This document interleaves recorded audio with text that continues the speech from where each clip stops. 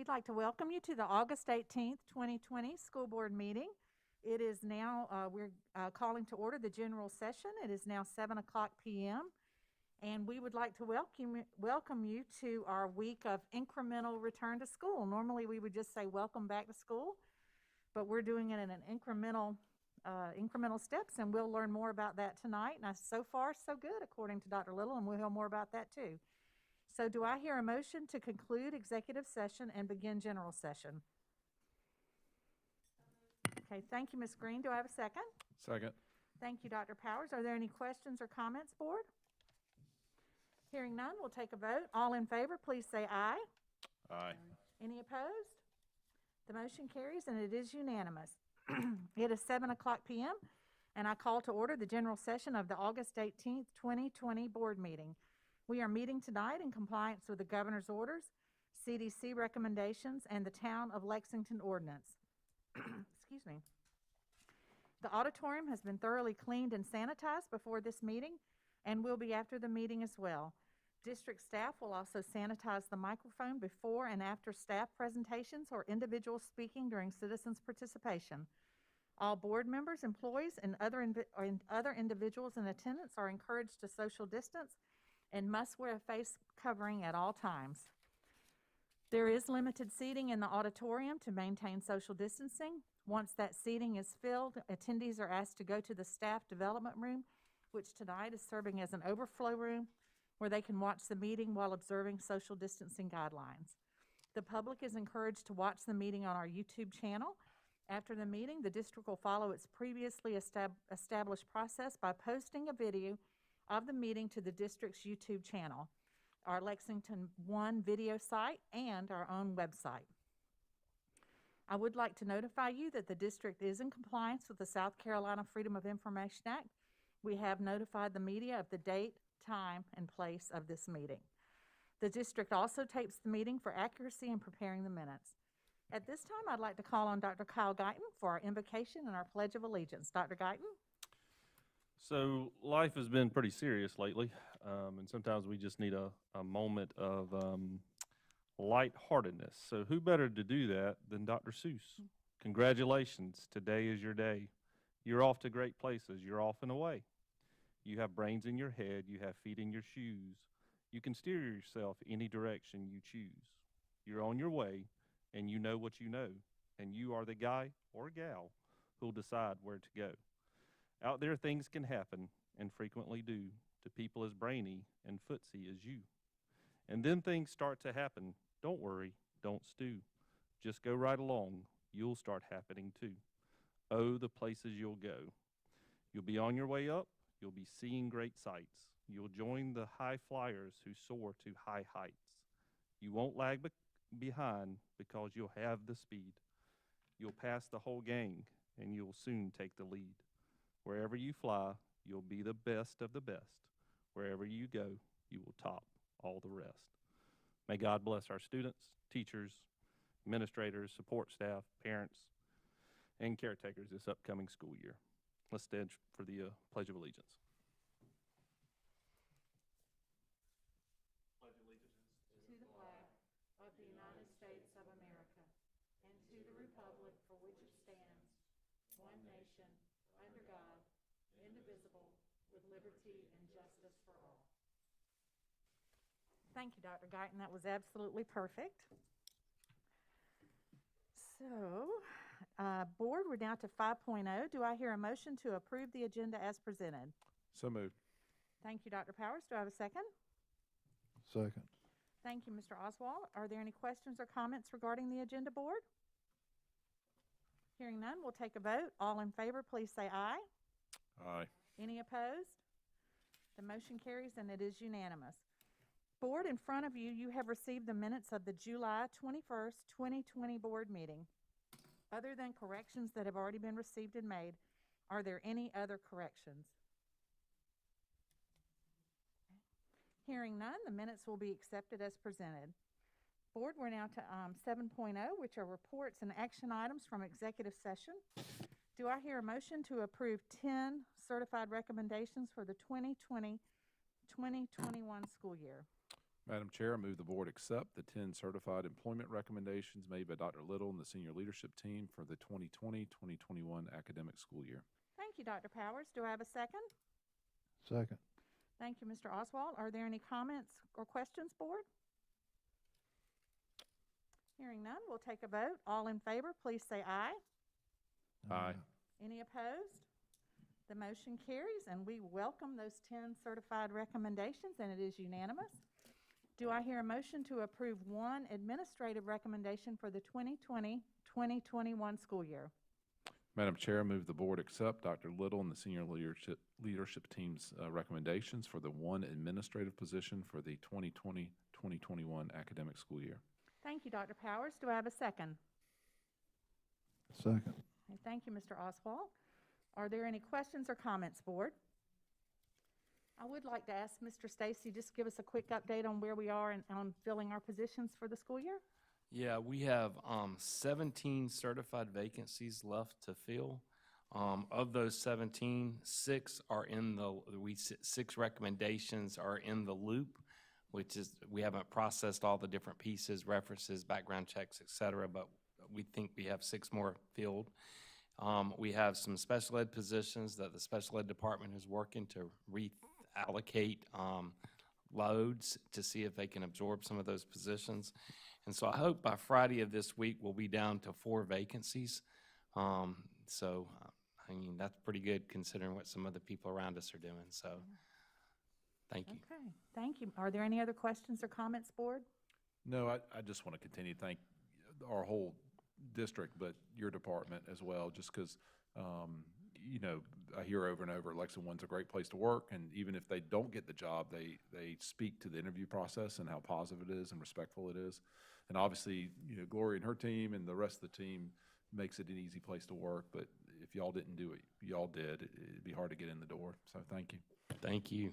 What I would like to add to that, this past week on Monday was the drive-through that HR hosted for the new employees, whether they were certified, administrators, housekeepers, bus drivers, and I got to stand on the sidewalk and just welcome folks to the district, and I cannot tell you how many people were practically in tears. They were so excited to be coming to Lexington One, and that's just a testimony to the great place that we have and the work that y'all are doing to bring these folks that are just so enthusiastic, and I really think are going to be an important part of the Lexington One family. So thank you. Thank you very much. And I was there as well, and I can tell you, Mr. Stacy, that those were some high caliber folks. Y'all did a great job. I'm real excited about all those new people that are joining us. It was a lot of fun getting to meet all of them. So we have a motion on the floor for one administrative recommendation for the 2020-2021 school year. We have a second. All in favor, please say aye. Aye. Any opposed? Motion carries, and we have a new administrator. Now we're going to go to 8.0, which is citizens participation, and I'm going to read the guidelines. I have one card. Is there anyone else who would like to address the board other than the one person I've received a card from? Okay. Lexington County School District 1's Board of Trustees solicits the advice and counsel of its citizens. To encourage this participation, the board provides a citizens participation period during each of its regular monthly board meetings. In order to speak, you must be a student currently attending a Lexington School District 1 school, the parent, legal guardian of a student currently attending a Lexington District 1 school, or a taxpayer residing in the Lexington District 1 attendance area. You may comment on agenda items, school operations, policies, programs, and other matters. You may not speak about specific individuals, whether students or staff. There are other ways to get that information to us. We want to remind you that this meeting is being live streamed and that the recording of this meeting will be a public record in perpetuity. We want to give everyone who came tonight an opportunity to speak, and in order to do that, the board chair will call on each speaker by name and ask you to approach the lectern at the back of the room. The board will not reply to your comments nor take any action during the board meeting in response to your comments or questions. You may address the board for up to 3 minutes. Please do not clap or make any comments, either while an individual speaks or after he or she finishes. As you came in tonight, you filled out a card that indicated you wanted to speak. The card asks for your name, address, and other information. However, we will only read out your name and town that you reside in. And if you do have children, we will call out the name of the school your children attend, just so the board members know where you're affiliated. If you did not fill out a card but wish to speak, please hold up your hand. Anybody? Okay. Anyone who is uncomfortable addressing the board in person may reach out to the board by email, telephone, or mail, and our contact information is available on the Lexington One website. And this board welcomes all messages. So at this time, I'm going to call up Alexis Skabinski. She's going to discuss special education. Ms. Skabinski lives in Lexington, and she has a first and a fifth grader at New Providence. Ms. Skabinski? Hi, good evening, board members. First of all, I'm just going to apologize because I know I'm going to go over the 3 minutes, but I've tried other means of communication and they have all been ineffective. So now you're forced to listen to me. Ms. Skabinski, I have to stop you right there. At 3 minutes, you will need to cease. That's the courtesy we give to everyone. Yeah. So disappointed doesn't even begin to describe my feelings right now with the leadership here at Lexington One. Both of my children have IEPs. My oldest has autism and is in the SAS program at New Providence. Per the Individuals with Disabilities Education Act, you are legally obligated to fulfill my child's IEP. No changes can be made to that without my approval. So this email that I received on July 23rd that implied minutes may be changed, that doesn't fly with me. I'm not approving that. I had grace and understanding in March when you guys dropped the ball and did not provide services. My son's special education teacher was told she could not perform Zoom or FaceTime with my child. You've had 5 months, 155 days to come up with a plan for these children. And from what I can tell, you still have nothing. You figured out how to have band practice, but you haven't figured out special education. You figured out how to have sports, but you haven't figured out special education. These children are the most vulnerable of all in our district. And you've made it clear to me that they are an afterthought. My children and many other special education kids depend on 5 days in school in order to keep up with their peers to close that gap that they already have. My oldest isn't an independent learner. He needs that assistance. I'm a full-time working mother. He will be in daycare, and now you've placed that burden on him to be an independent learner, which will only further the gap that my child already has among his peers. I won't accept that. I requested for an emergency IEP meeting with his assistant principal and his special education teacher at New Providence, both of whom danced around that question because they knew they could not answer my concerns, because they have not received guidance from central services. That's not okay. At this point, I should know what Plan A is and what Plan B is. I moved to this district because I heard wonderful things about the special education department, and they helped me get my son's autism diagnosis that I knew he had. And it has been life-changing for him. But now I have watched my child regress. And I will not watch that happen anymore. His needs did not go away when COVID hit. If anything, they became more. With less than 2 weeks away from the first day of school, I should know more. I don't understand why you're posting stuff on Facebook about what your mask is gonna be for the first day of school instead of answering questions, dozens of questions that were asked in that post. You didn't even inform the community of this board meeting. The choices that you make today will ultimately affect my children and the children in this community. Their futures depend on this, and I do expect more from Lexington One. Thank you, Ms. Skabinski. I think I understand that you have been in touch with Dr. Balo, and did you have the conversation with Dr. Balo? I did. Okay. She sent that email about how minutes may be changed, and Okay. I have not approved of anything. Okay. Well, what I'd like to do, we're going to give this card to Dr. Little, and he'll be in touch with Dr. Talley and Dr. Balo, and we'll be in touch with you. And thank you for sharing. Okay, board. We are now to the action items to 9.1, which is local board approved courses. And let's get a motion on the floor, and then we'll open it up to Dr. Talley, who's presenting this. Madam Chair, I move that the board approve the recommendations of the local board approved courses for high school and middle school for 2020-2021. Okay, thank you. Ms. Green has submitted. And do I have a second? Second. Okay, Dr. Powers. Okay, now, let's open it up to Dr. Talley, who can walk us through these recommendations, and then we'll take a vote. Dr. Talley? Thank you, Madam Chair and members of the board. Every year about this time, I bring to the board local courses that we offer in Lexington 1 that are not necessarily offered in other school districts. We offer these courses to support additional personalization efforts for our students in middle and high school. These are not courses that are listed in the State Department's Education Activity Coding System. In your handout, I have highlighted in red the courses that we're recommending and asking you for approval for this year. You will see there are not many, but I have reviewed them, as has Dr. Rivers, and we ask for your approval on these courses. Okay, thank you, Dr. Talley.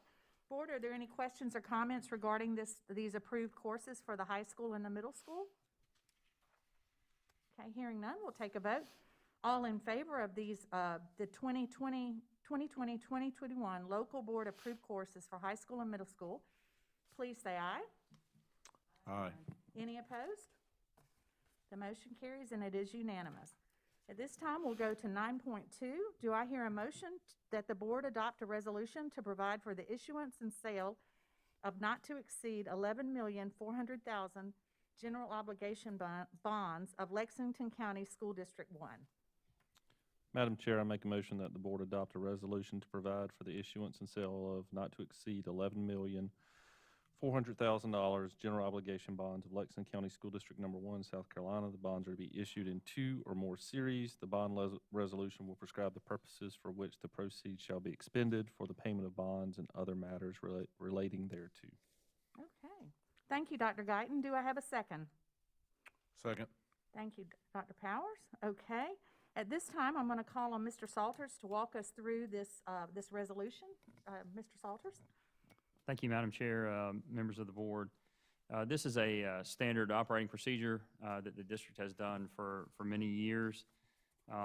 This process has 3 functions. The first function in this bond sale is used to make the December 1st installment purchase revenue bond payment for 2013 series bonds, and this is basically a process that was set up in the early 2000s that's similar to it. It's essentially a lease purchase process where a corporation is set up and builds a building and then leases that building back to a school district. It was a financing method that was used commonly in the state during that time. It has since been removed as an option by the state legislature. And so we are committed to paying, basically making our house payment, if you will, on an ongoing basis until approximately 2030, 2031. And so there's 2 payments. The first one occurs in December, and then the second one occurs later on in the year in the May timeframe. And so the 2 series that were involved, the projects that were related to these were Carolina Springs Elementary and Carolina Springs Middle. And then the 2015 series was Red Bank Elementary and Gilbert Primary renovations that occurred. And then New Providence Elementary was built with that series as well. So the payments would be made with these. And then the third function of this is to provide approximately $5.255 million of capital funds associated with our 8% debt capacity, and those funds are described in Exhibit A1 as to the limitations of how those funds could be used, and the intent of the district would be to use those funds to help close the gap between the original facility study needs that were approximately $393 million, and the referendum needs that we ultimately voted on, $365 million. So those HVAC needs and other needs that were identified in the facility study certainly are still there and haven't gone away, and the strategy that was developed at that time was to use this funding to be able to help offset those expenditures going forward. So again, not to exceed $11,400,000, and used to make those two payments, and then also to provide some additional capital funding for needs across the system. Be happy to answer any questions. Any questions for Mr. Salters? Yes, Mr. Salters, I have a question. On page 19, it says, to maximize the amount of proceeds available to defray the cost of the improvements, the superintendent may elect that the district will not pay any bank counsel fees and to so provide in any solicitation for the purchase of the bond. Have we agreed to that anywhere in here? What paragraph are you in? I'm sorry, Ms. Harris. page 19, and it's under I, which is about the second paragraph. Section, are you on the, you're on the bond resolution? Yeah, Article 3, sorry. Page 19, Section 3, number 16, 17? Letter I. Okay, my page numbers must be different than yours. It's right before the end of Article 3. Second to last paragraph.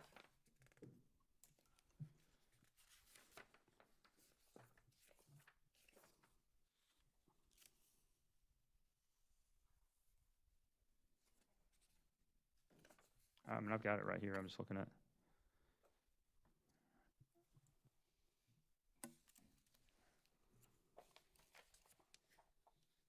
Okay, so your question is regarding letter I? Yes. I'm wondering if we have included in here anywhere that we may elect to not pay any bank counsel fees.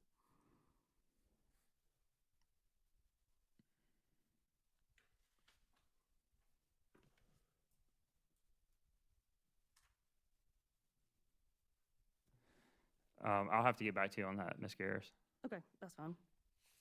I've got another question. So a few pages past that, it's going to be page 37 on mine.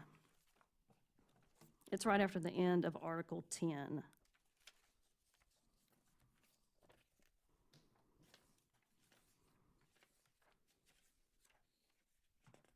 Okay. Okay, so At the it's- end of Article 10 or after Article 10? It's right after Article 10 on page 37, where it starts off at the top, State of South Carolina, County of Lexington. Okay. I, the And- undersigned secretary of the board? Is that what you're? Yes, Yeah, yes. that page? Okay. Yeah, in that third paragraph, it says that the adoption of said resolution was duly moved and seconded and adopted by those present by a unanimous vote. I don't know if we can change this afterwards. It wasn't unanimous last year, and it won't be this year. And so that just brings me back to Exhibit A. And, I mean, I know you're just doing your job and giving us the information that you were told to give us, so, I mean, don't take this personally. But we have a list of improvements that include land, IT, school safety equipment, renovations, additions, repairs, building and equipping new facilities for $5+ million. And once again, I have no details. So this is it. That's all we have. So we're basically asking the board to write a blank check to the district for $5+ million. And I'm just not okay with that. Well, and as I said last year, one of the reasons that those lists of improvements are listed there in that manner is because from time to time you have unforeseen items come up, and you need flexibility to be able to use funds to redirect to those items. As an example, I'm going to River Bluff High School tomorrow morning at about 7 o'clock to take a look at a retaining wall that's on the bus loop that is failing. That could be a significant expenditure. If we didn't have the flexibility within these funds to be able to redirect the funds to improve that retaining wall, we would have to potentially look at fund balance as a source of funding to cover that cost. So the idea is you have a plan, which we do, which is the facility study, and then the original facility study. You work that plan, and then if there's some unforeseen cost associated with an emergency, you have flexibility to be able to use the funds in that manner. We do that on advice of our bond counsel and our financial advisors, and that's pretty much a standard practice that they recommend across school districts in the state, just to maximize the flexibility of the funds in case of an emergency. And that, I can't think of ironically, I used River Bluff as an example recently in a conversation. I said, if we lost a retaining wall out there, it could be a significant expenditure. And here I am going to look at a retaining wall, so. And I can vouch for the retaining wall, because I walk there every morning, and it's a little scary looking right now. Yeah. Right, and I So- get that, and I know that you only, for bond resolution purposes, you only have to include, the bare minimum.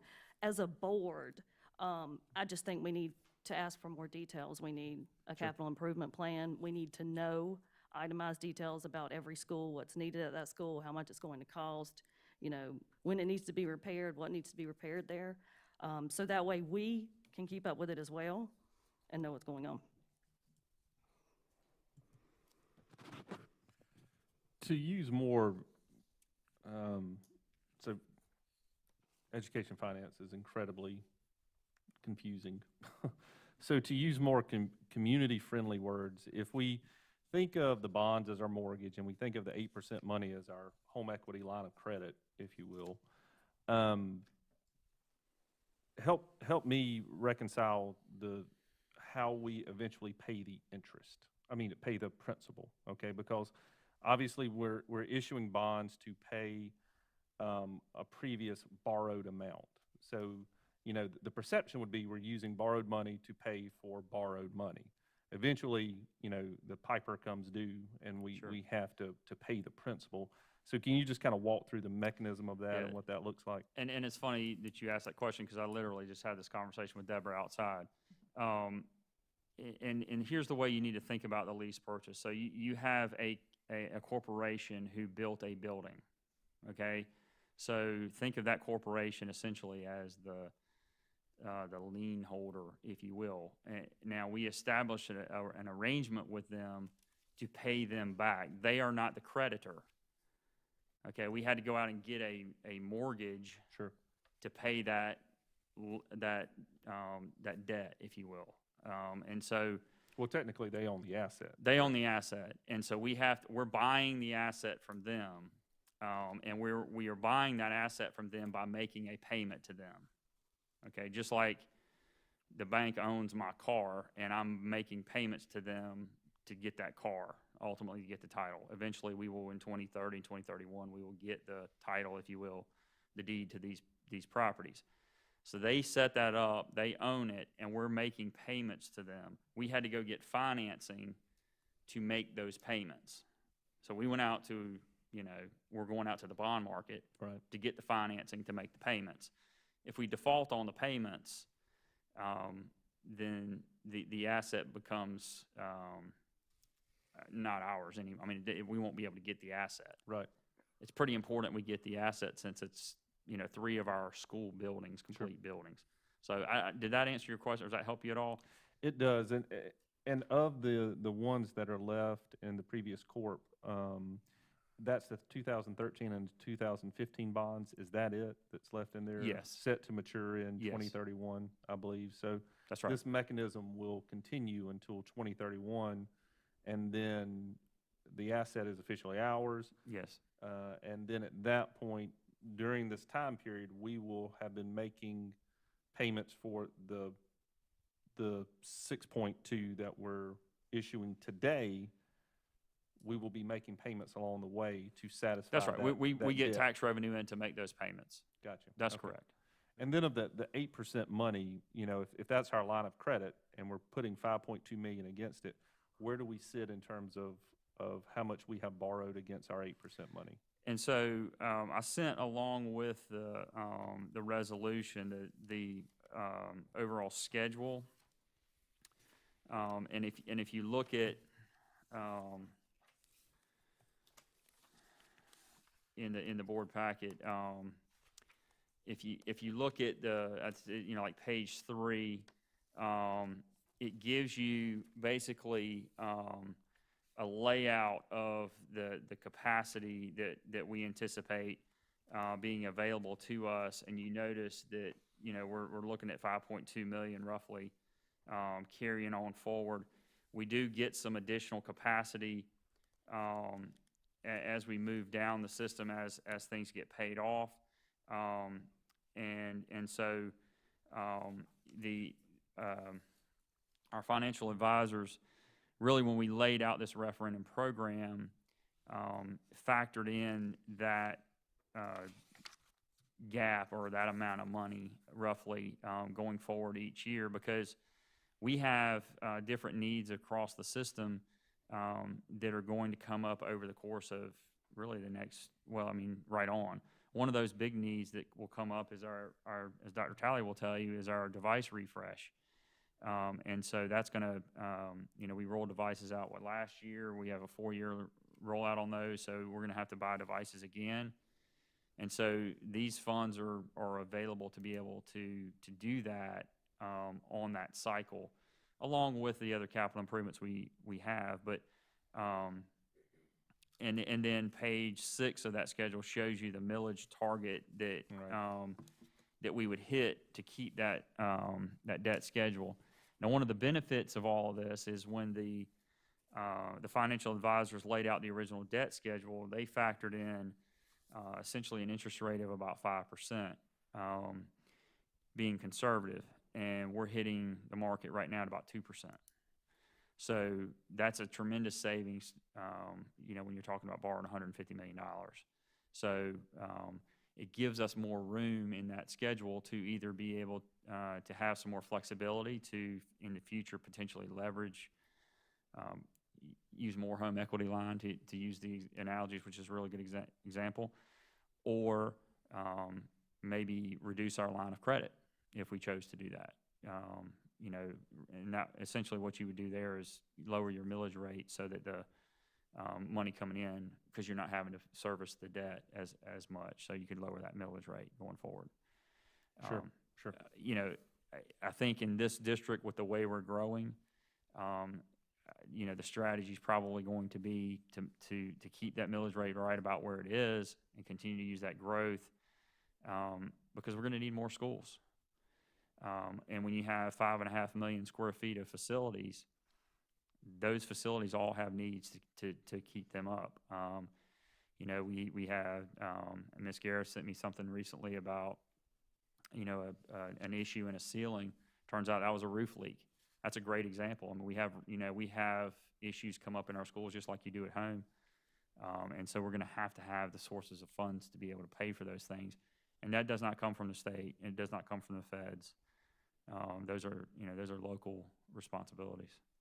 And at any given time, our pools from which to pull are either money that's left in the capital account, which is roughly 10 million, something along those lines, the balance of the 8% money, whatever we may have there, and then the only other is, of course, our general fund balance. And so those are our 3 areas we can pull from for capital.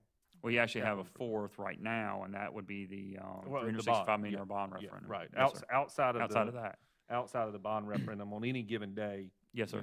Those are the 3 areas from The which general fund balance, the capital, funds that are available, the 10 million, and then the balance of the 8%. Okay. Yes, sir. Very good. Thank you.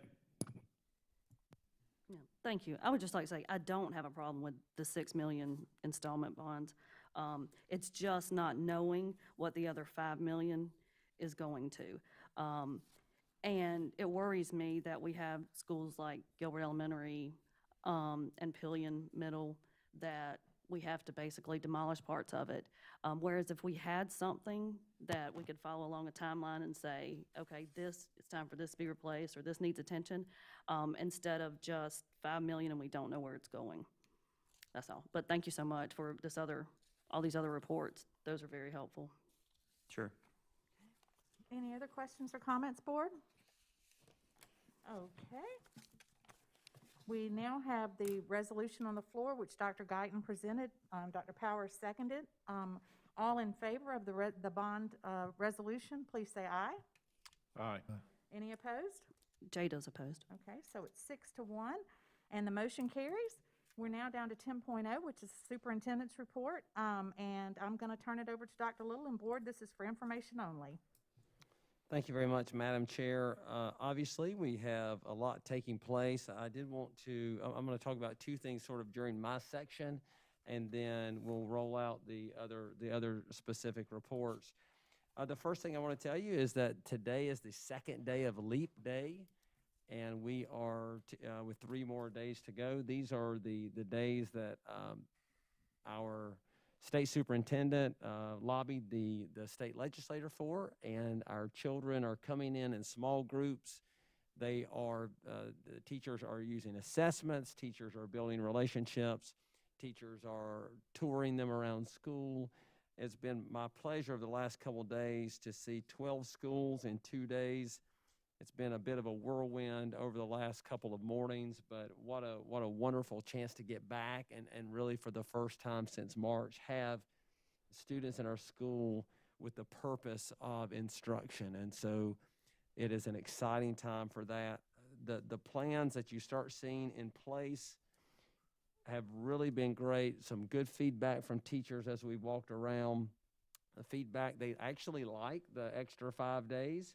Been a lot of good feedback on those extra 5 days and about maybe we can do that even beyond COVID because they get a chance to do some different things that they don't really get a chance to do. One teacher pulled me aside today and said when she was delivering the KRA, it was enabled to do so. You didn't already have a full class of kids and you were really rushed to sort of try to gather the data and get it moving. You really could take your time and get to know the students better. So a lot of great things taking place during our Leap Days, and we'll continue to that over the next 3 days, but lots of action taking place.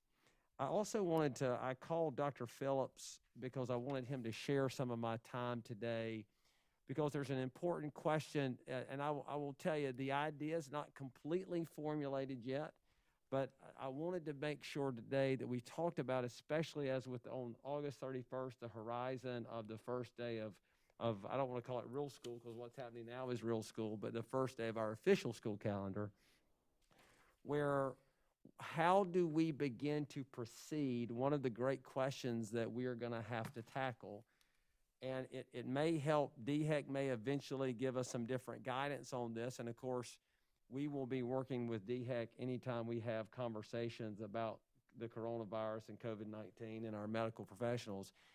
But a critical point, a critical question is when do we begin to shift the educational model based upon the data?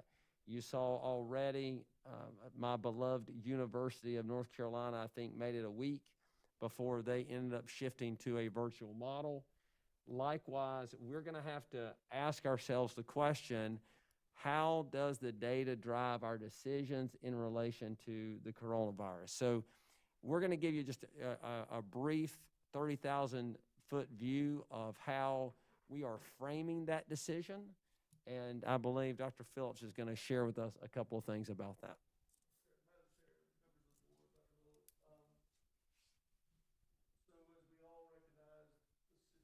Is fluid and evolving.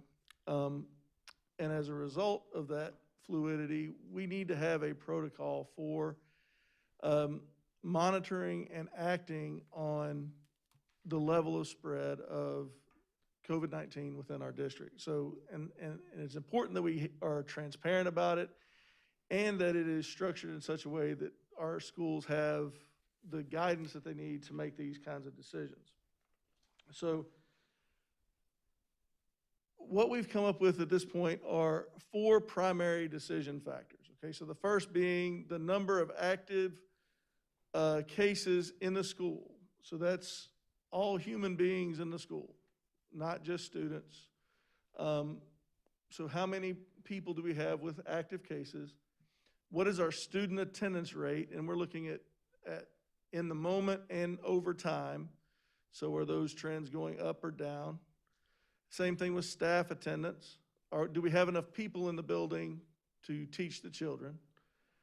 And then finally, if we have staff out, do we have the capability to cover those classes, at least for a short period of time, a matter of 2 or 3 days, consistently? So we're looking at the availability of that auxiliary staff, because we recognize that substitutes may be in short supply this year. So schools have sort of tapped certain staff members to help cover these classes in the event that there are teachers out that do not have substitutes. So these are kind of the 4 things we're looking at to determine whether or not we need to make some sort of shift. Now, this is the part that's still in development somewhat. So for each factor, we'd like to develop some sort of critical value that leads us to take some action. And that action would, in almost every case, begin with an investigation into the circumstances. Okay, no single factor, unless extremely, I guess, extreme, would lead us to an immediate shift. But we would look at the circumstances surrounding that factor and determine if action needed to be taken. So these data would be monitored daily. We would check the plan is to develop a dashboard. We have a prototype of it that would allow us to look by school and determine if there are any of those 4 factors that are flagged as a concern. And then we would look at the daily levels and the trends over time. Then we would investigate if any of those did show up as a concern, and if needed, we would act. So we've developed this sort of draft of a matrix to make these kinds of decisions on. So as you can see, in any of these cases where one issue was flagged, there's only one that may result in immediate shift in instructional model. And when I'm talking about shifts, understand that I'm saying you move from one model to the next. So if we're at 5 days face-to-face and something happens that needs a shift, we would move to another model, either hybrid or virtual. And so once you start looking at these combinations of things, then things get a little more difficult to do within a school. So for example, if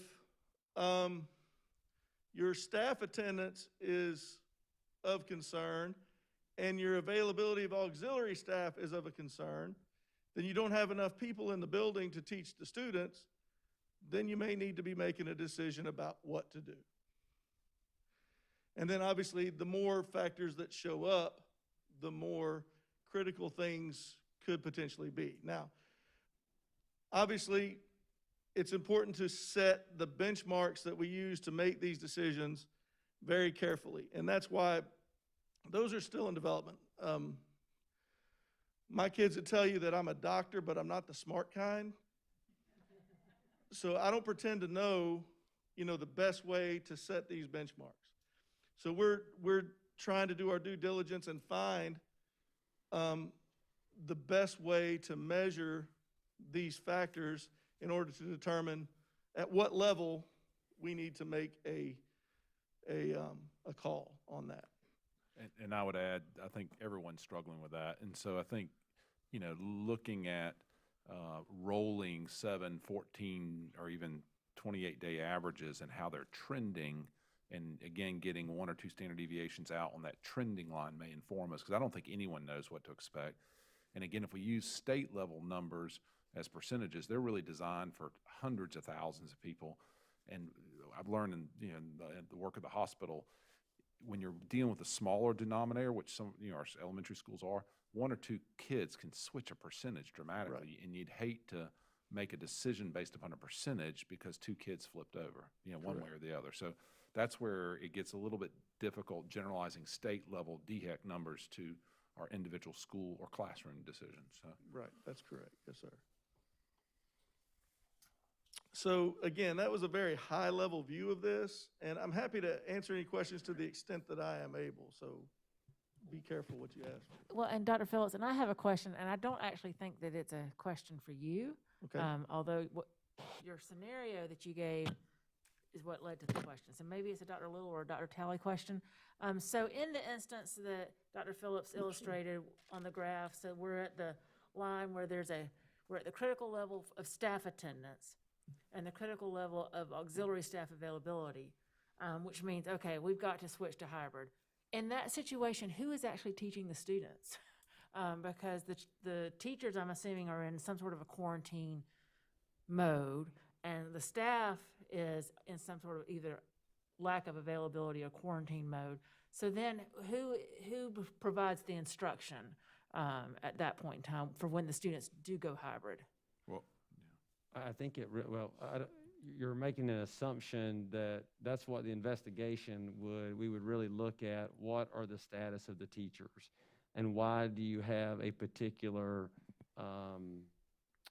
student percentage? So for example, you might be in a situation where we have a really nasty case of the flu, and that all those things are going to be short-term, and those are going to turn around pretty quickly.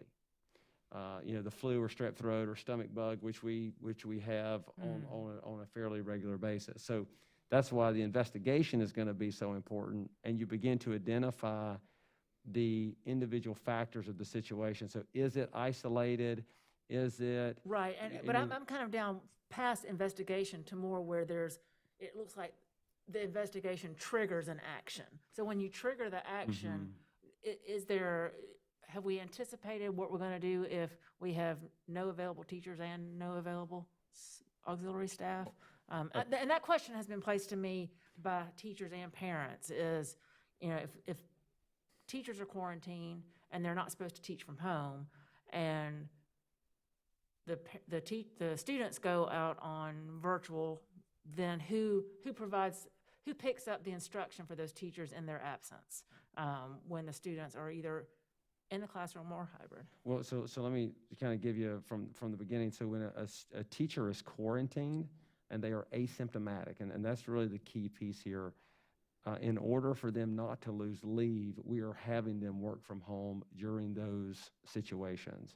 And so I know Dr. Talley and her team and Howard's out here too, so I don't want to be the only one answering this question, but I'll have them jump in. But there's the element where we want the teachers to teach from home in that circumstance if they're able to. Now, if they're sick, we're not having them teach from home, and then we will figure out other means to get the instruction to the students.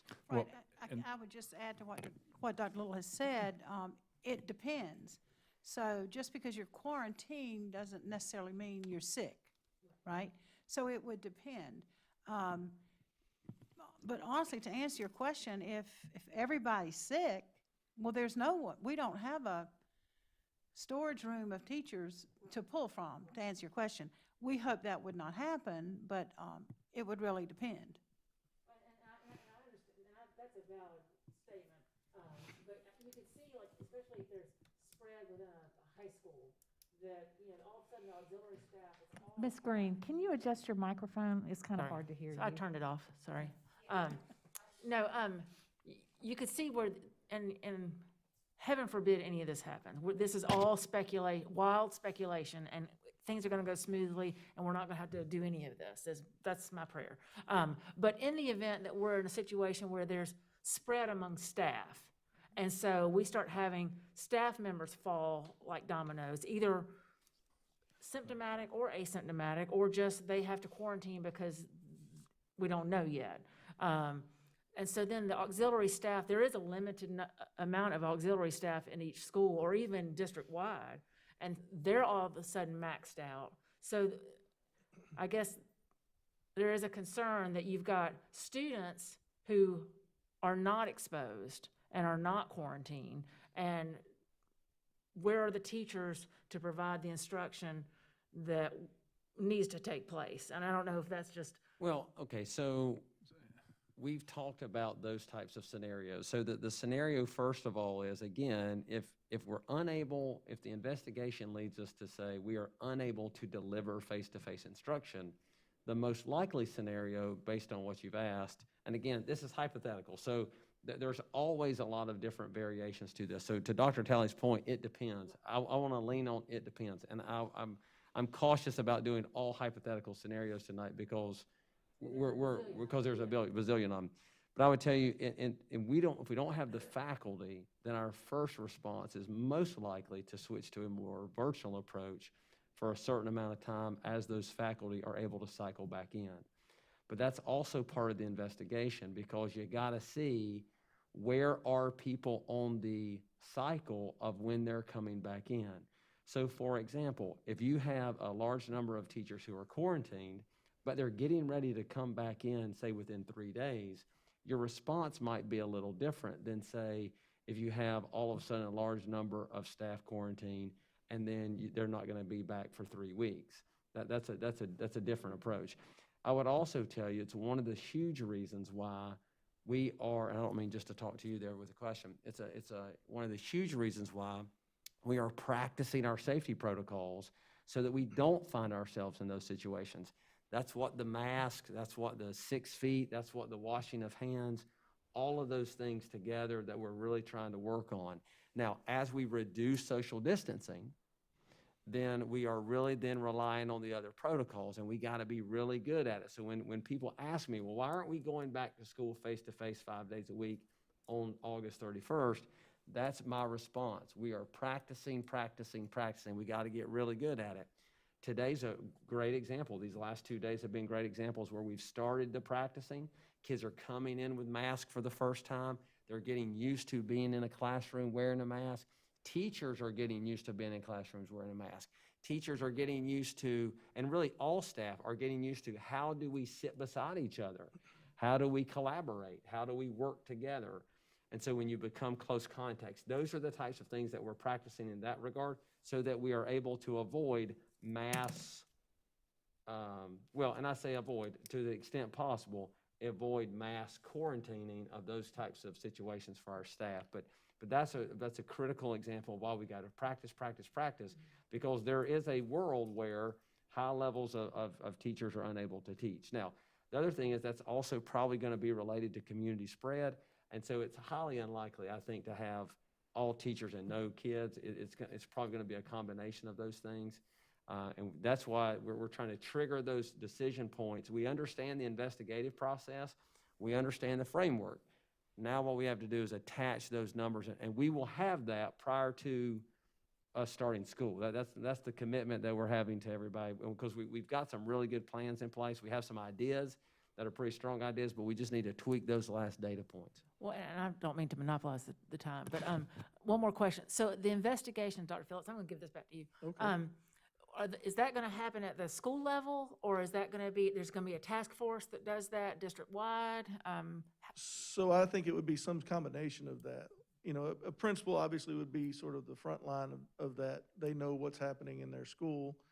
But then I can see them consulting with district personnel, with DHEC, with nursing staff, with doctors, whoever is available, to talk about these things and conduct those investigations. One thing I did fail to mention is that the shift would not necessarily be for an entire school, right? So if you're within your course of your investigation, you saw that it was cohort A at a high school or the first grade hall at an elementary school, you may take action on just that segment, if that's what's recommended. So.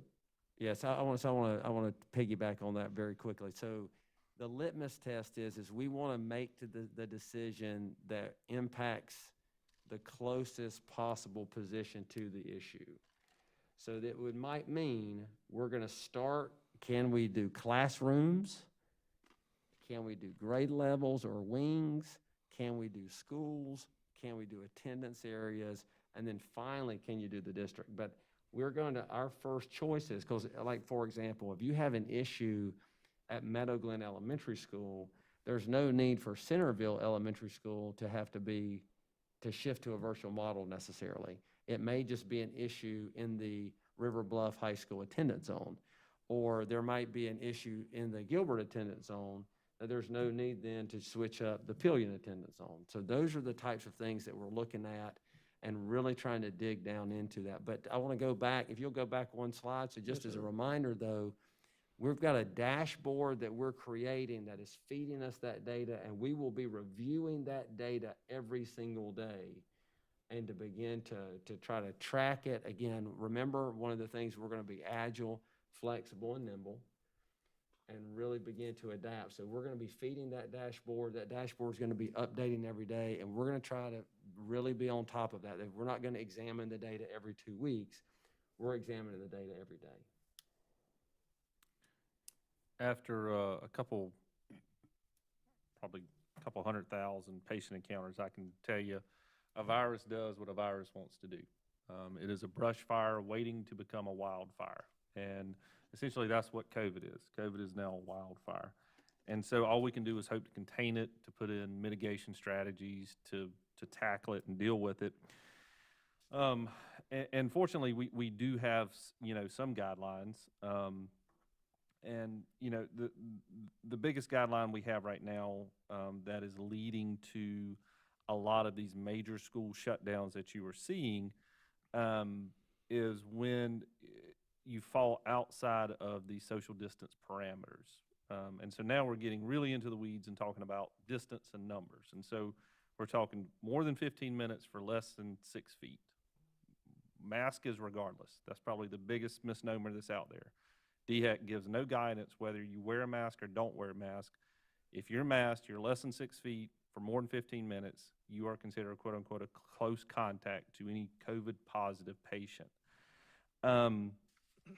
So our real rub doesn't come on August 31, because now that we're a little bit further down the road, we know that virtually 25% of our patient population roughly, and let's speak in generalities across the district, we won't pocket them off into elementary, middle, but we know that 75% of our students will be coming into the school, albeit now we're down to 37.5% where we've got cohort A and cohort B. Based off of that 37.5%, we can guarantee social distancing guidelines, correct? Within the Pretty close. Pretty close, within the school, within the actual classroom. Do we know what that number is to where it falls apart? And we can no longer guarantee the social distance. Therefore, that opens us up for the potential of a larger quarantine. Because in this scenario, Sure. if a student tests positive in a classroom, if they're socially distanced, there is no mass quarantine that will occur. That student will be in isolation because they're now COVID positive, but there is no mass quarantine that occurs as a result of that. However, once we fall below that 6 feet for more than 15 minutes, which obviously every class is,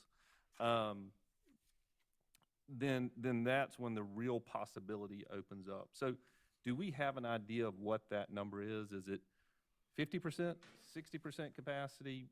What capacity of our schools to where we say we can no longer guarantee a close contact distance? Well, when we go back to school 5 days a week, that's the moment that we can no longer guarantee social distancing. So when, the feedback, again, we've gotten lots of feedback from people who say we need to be 5 days a week. Some people say we need to be 100% virtual. Some people say, hey, the hybrid model is a good idea. So to your point, in the hybrid model, we really only have 3 options in that, right? So, but in the hybrid model, we are pretty confident and that we're going to make it happen with limited quarantines. But we can project out to see what it could possibly have been in a situation. The other thing that we're doing is we're working with a lot of plans internally to make sure transitions, to make sure we have seating charts, all of these different safety features are in place. But on September 28th, when we lose social distancing, that's going to be the critical feature. And again, I keep saying this. I don't know that I'm actually answering your question because we're only going to do 1 of 3 models at this point. So it's when we come back 5 days face-to-face, that's the model, that's the moment where larger scale quarantine comes into play. But we know that number is, at 75%, we can't guarantee social distance. Correct, well, because keep in mind, it's 75% across the school. Correct. But our class sizes are still basically the same based upon, because we only have so many teachers. Does that make Right. sense? So we Okay, have, okay, so you gotcha. still, if last year you had 20 kids in an Algebra 1 class, you're still going to have 20 kids in that same Algebra 1 class this year. Right. It's just your overall number of people at the school is going to be reduced. Right. Right, but you still So it's a have the redistribution same at the end of class the day. sizes will still be the same. So from that end, we are going to have, it will be greater risk to be larger scale quarantined. But again, I keep coming back to this, but that's where, I saw something great today. So I saw a group of eighth grade boys walk out of a classroom, and you saw them all doing this right here. Because we have hand sanitizer in every classroom, and they're scrubbing in and scrubbing out. And they're starting to practice these safety protocols.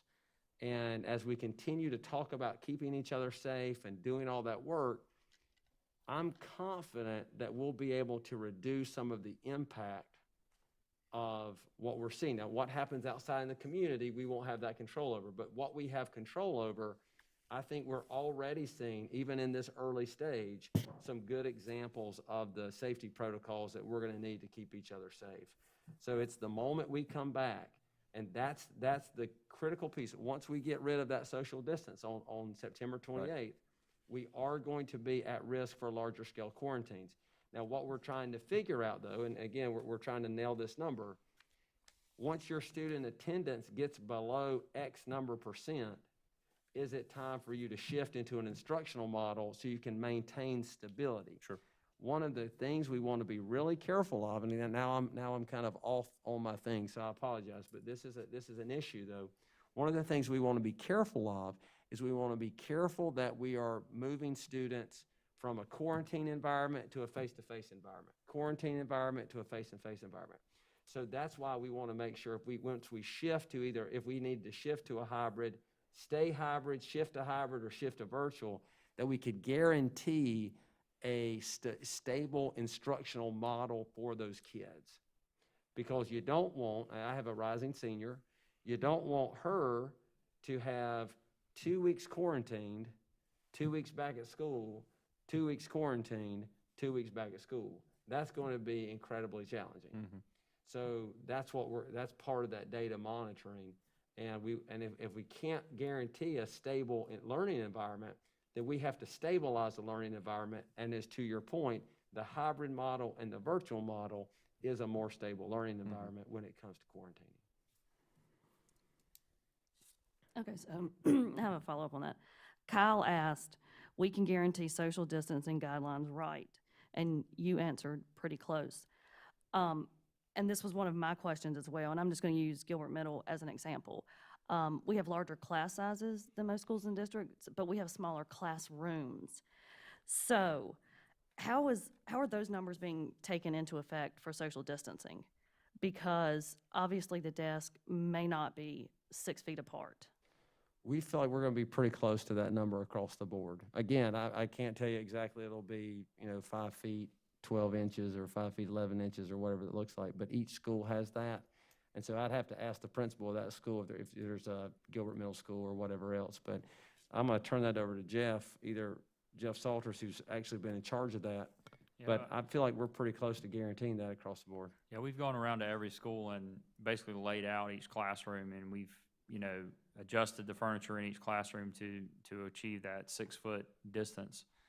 And some classrooms have smaller capacities than others. It just depends on the size of the room, but we've adjusted for that in each space.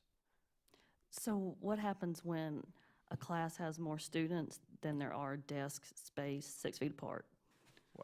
So the social distancing that we're talking about is really in the initial phase of the return, and that's the AABB.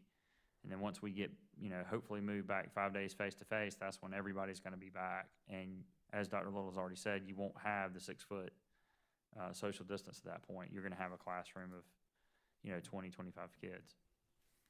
And ultimately, you're going to hope that your mitigation strategies squelch any possibility of widespread disease, if you will. So You hope that the face masks, you hope that the hand washing, you hope that the grab-and-go lunches, you hope that all of these things, all of these various mitigation strategies you see are enough to suppress any, and quite frankly, we've seen it in the state.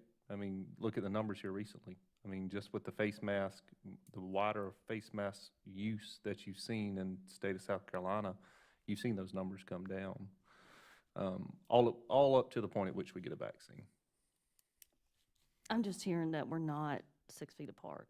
Like, I don't think we're being guaranteed at the end of the day that we are mitigating all of those factors, because we can't guarantee that all of those desks are 6 feet apart. Yeah, That's what I'm hearing. I think you're obviously gonna have physical constraints that you have to deal with, and I mean, there's only so many seats we can put in here, but, Right. you know, and truth be told, it is a, probably the best way to think about it is an arm length, I'm one arm length, you're one arm length, our fingers touch, and we're sufficiently separated, and some studies have even shown 3 feet to be sufficient in suppressing spread. They consider that more of a physical distance than a social distance, I think is the terminology they may use.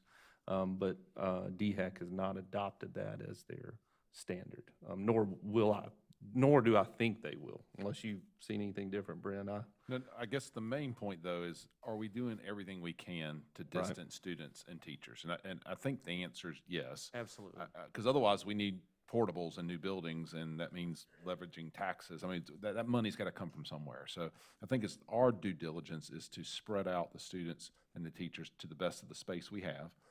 And again, I think the mask area is really, to Dr. Guyton's point, is really making the difference. Because again, if a kid has the virus or a teacher and they're wearing their mask, it's a whole lot harder to spread the virus because it's being trapped in the mask. That's the key to this. Okay. And remind us again, the numbers that are, as of today, that are in the virtual program, Right at 7,000. 7,000? Okay. So And I we're think almost too, 27%, I think is our number, right? 26.9 or something. Yep. and I think Dr. Little's made the point, I mean, we're only as strong as what our families do at home. So we can do all of this in our own buildings, but we really need for our families and the community to pull together, and it's a team effort. Everybody's got to help, so. And I agree with Dr. Guyton, wearing the mask, I think, has been really good. Do we know how many students have withdrawn to attend another platform of school? Do we have those numbers yet, or? We don't have those numbers yet. We won't have those. Remember that attendance over the first little Right. bit is always this moving target. We'll know more about that over the next few weeks, maybe the next couple of months. All right, so thank you, Dr. Phillips, for that brief update. We will, again, our to-do list is to make sure we land on those areas prior to August 31st, and I think we'll be able to get there. So operations, we're going to finally not put operations at the end of the evening. So Mr. Salters. Thank you, Dr. Little. And we're going to continue a little bit of the conversation about school readiness. Here we go, Josh. Thank you. And so I just want to highlight a few things that are going on at the schools that you'll see as you're out and about, and our parents will begin to see. You'll see a lot of signage going up around the district. We are excited about, actually, much of the signage that you see is actually being printed out of White Knoll High School. We have our printing business out there. The instructor reached out to me early on in our process and offered the services of his class and also the equipment, and so it's really been a win-win. We are saving tremendous amounts of money because, as you can imagine, most companies are really trying to seize the opportunity. So you'll see a lot of different signs posted around our buildings. Traffic directions, this is on floor, and we're trying to get students to walk certain ways through the buildings. Up certain, even in this building, we have 2 stairwells that go down, 1 stairwell that goes up, and so we're dedicating things like that. And you'll see these signs on the floor to help direct movement for students. It's really hard to see in this picture, but which I guess is a good thing because they're so clear. But we actually have plexiglass shields here And then there's a little pass-through right here, and there's one on this side as well. This is actually Beechwood Middle School, where these pictures were taken. We have disposable masks available for folks who come in and they're not properly masked. We've gone into each restroom and designated limits for the number of occupants in the restrooms, and these signs are posted for those purposes. We've bagged all of the water fountains. We do have a bottle filler or bottle fillers that are being installed in each of our schools. We're trying to limit the amount of interaction with the bubblers that you see here. You see the hand sanitizer station right there. In many cases, you do have to touch this button to fill your bottle, but that's, we put the hand sanitizer right there. And some of the newest bottle fillers are sensor-based, and so you just put the bottle underneath it. You'll see hand sanitizer dispensers all over the district. And so additionally, I've got a couple other things here. Of course, we talked about the plexiglass last week. We were providing a spray bottle, looks like this sanitized spray. This is a food-safe spray. These will be available to every teacher in the district. Those are distributed to each classroom. We're not asking every teacher to clean every desk between every interaction with students, but we know there are going to be times when teachers need access to some additional disinfectant, and so we've provided that. You'll see a lot of these hand sanitizer bottles around kind of as a backup, and so we're providing those to all of our teachers. And then we have masks that we have purchased. I've got kind of one of each flavor. We kind of did some generic colors, really kind of trending towards more of the high school colors, but we have different sizes. These are going to be provided to all of our students, and so even at our smallest elementary students, we'll be able to use masks. We're looking into these lanyards now. We feel like during mass breaks, while students are eating, it's obviously not good for this mask to be turned over and laid on a desk and then turn around and put right back in your face. So we feel like these lanyards will allow them to, we're hanging around their neck and better protect it. So we're really, we're trying to, identify things that mitigation strategies, as you mentioned earlier, to do what we can to provide a safe environment for students. So those are just a few of the things that are going on, and each school is in the process of rolling those strategies out. We've seen some good results from our staff and the students who have been back with the LEAP program this past or this week. So haven't really seen any students having issues with masks and that kind of thing. So they're doing a really good job. Really proud of what we're seeing. I want to take you through a few pictures very quickly. We did occupy a couple of the wings of Centerville Elementary School. So we have the main office, and then we have the B wing and the D wing back here. And ironically, this is the A wing, so we have the bad section of the building. But just keeping you awake. And so E and C will be coming. We have another inspection next week, but we were able to bring staff and students in, parent drop students off, and they were able to move about through these two areas of the building. Buses came in the bus loop and dropped off, and students entered down in this wing and walked to their appropriate classroom for testing. So, and we were able to deliver food to the facility from Gilbert Elementary School. So we hope, we will have full occupancy by the 31st, but we were able to get students in to do the testing, so that was a big push, and we're pleased to make that time frame. We'll start moving all of the teacher equipment in and supplies next week, and do that throughout the course of the week to be ready for the 31st. Just a quick shot of an interior hallway there. You can see the classroom wing and the terrazzo floor that's been finished there. Here's the center commons area. Obviously, it doesn't look like that now with the workers in there, but and still waiting on some wood laminate to cover some of these sheetrock spaces and all. So still work to be done, but, you know, they are in and excited about being in the space. Had a lot of very positive comments about the facility and obviously the difference in the space. This kitchen area just recently went through the DHEC inspection there, so it's just about ready to serve food. New Pillion Middle School coming along very nicely. We really are close. There's a separation wall here, and we could really have occupancy of this building here real soon. We're waiting on Joint Municipal Water and Sewer to tie in their portion of sewer to the building, and so it'll probably be later this fall before we you know, are able to move in. But really good progress that's been made on this building. The classroom wings, this is actually the fire access road that loops around. And remember, this is the prototype of Beechwood, so you see some similarities there for sure. Kind of looking in on the second floor into the library there, the main commons area. And interior shot of the library.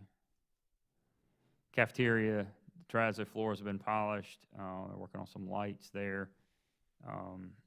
And the kitchen, actually the kitchen equipment is there and installed and pretty much ready to go as well. Gymnasium, the air conditioning is on in the gym now, so the floor is in and being acclimated, and they'll actually lay that floor here soon, as soon as the wood acclimates to the wonderful humidity that we're having. Pillion High School athletic improvements, just about finished up. Looks really great. We added the weight room off the back here. These are roll-up doors so students can come outside and do some drills outside. Here's a kind of a closer shot of that area. Circulation hallway, and then to the right is the wrestling facility. This is the wrestling room, painted and ready for mats and pads on the walls. And this is the weight room. Just got a few weights in. They're still waiting on the shipment of those racks and so forth, but there'll be some turf that'll be in the middle here, and then the weight racks will be around the room. So it's going to be a pretty cool setup for those students. Gilbert Elementary School, which I guess we can take the current Gilbert Primary off now that it's officially back open. Made some significant driveway improvements. We're still in the process of you know, finalizing some of those to get this stuff topped out, but we added a lot of stacking, added some new handicap parking and restriping of some areas there. This is the new entrance area, so we now have you know, 2 lanes in and 2 lanes out. Good improvement there. They got a new kitchen hood there as well. That work has been completed. One of the things Mr. Moody is most proud of is the paint. The hallways were all painted similar colors with some nice accents. And it was a good bit different colors there before. I'll just say he did a good job working through that, so it looks a lot better. The new Lexington Middle School site, progressing very nicely. This is the upper end of the site, Old Cherokee Road up here. You can see this is eventually going to be the service drive for buses and deliveries, and the 2 arch culverts that are spanning the wetlands are in place. And this will ultimately be the parent drop-off drive, and there's a temporary bridge here that will be, once these are finished, traffic will shift to this side, and then they'll put this permanent bridge in.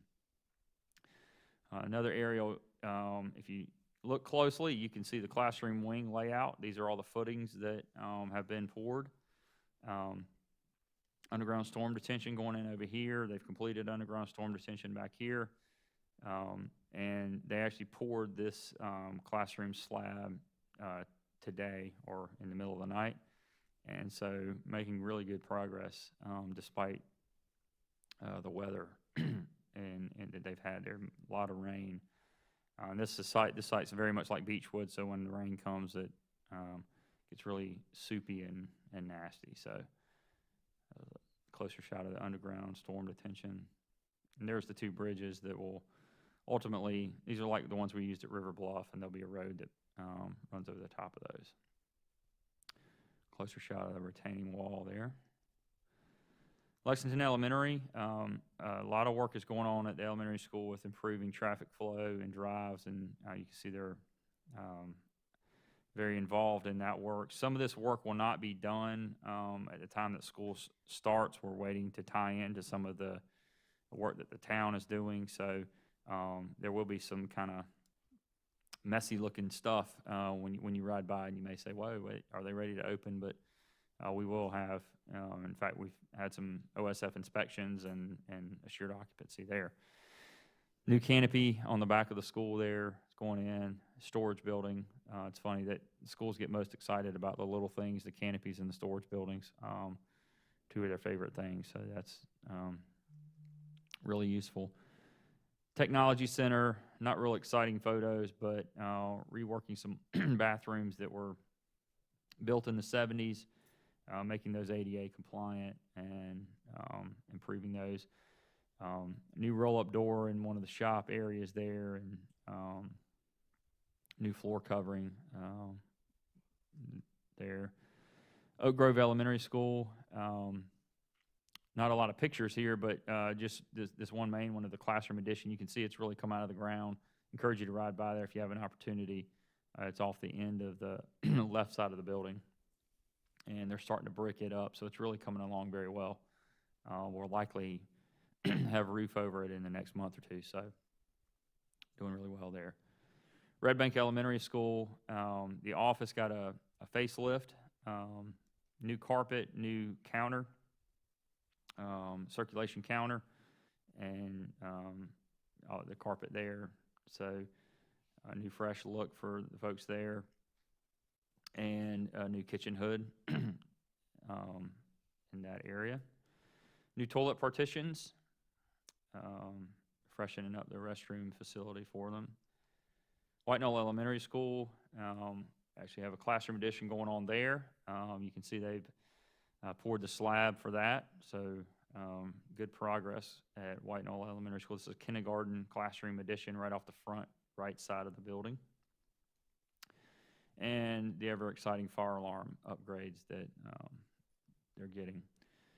White Knoll High School, remember 32 classroom addition and Performing Arts Center. This is the foundation block for the 32 classroom addition. They'll be pouring some slab here pretty soon. Making some really good progress over here at White Knoll High School. And this is the backside of the current little theater. And you see where the wall was torn out, and this will actually is where the beginnings of the new Performing Arts Theater will start. So,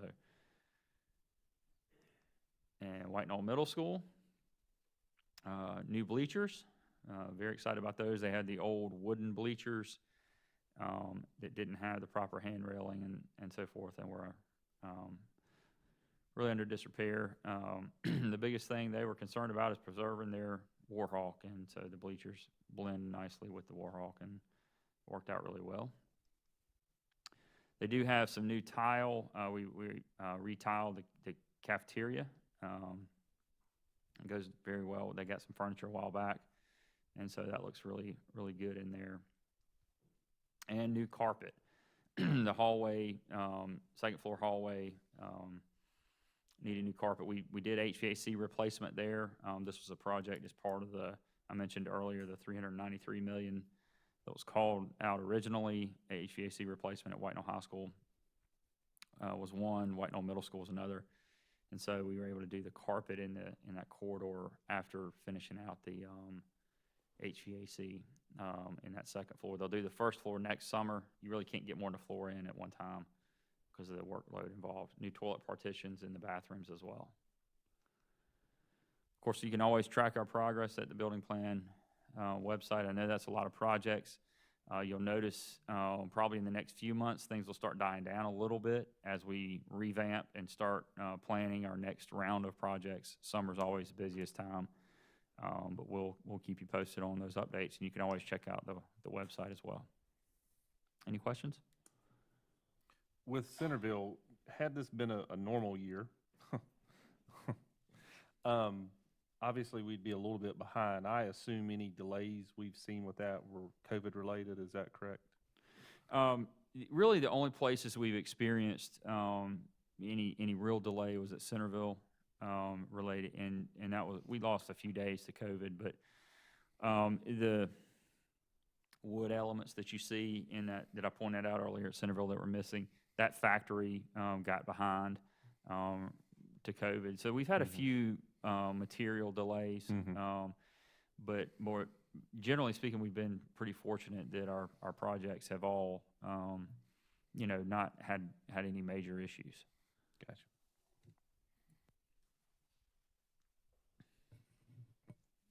We're going to go, thank you, Mr. Salters, that was great, and thank your staff. That's a lot of work. It's kind of funny what makes your heart pitter-patter. I love a good closet. I love a good storage shed, so I know exactly where those principals and teachers are coming from. We're now going to go to 10.3, which is Stronger Together Back to School Updates, and I'm going to turn it back over to Dr. Little to introduce our next speakers. Thank you very much, Madam Chair. So, as you know, we're trying to continue. Of course, we've already kind of had a Stronger Together update tonight when we talked about safety and some of the things that we're working on. But there are really three things I wanted to touch on tonight. One, perhaps more in depth than the other two. We've already had a online learning academy update a couple of weeks ago, but I wanted to revisit just kind of, here we are just on the eve and what we're looking at. And then a transportation update, which ought to be quick as well. But child care is really one of the critical elements, and I would like to thank Ms. Bizard for being here today and for her work in terms of how we are trying to address this issue with both our community as well as with our staff. So, Ms. Jessica, if you would give us an update a little bit, please.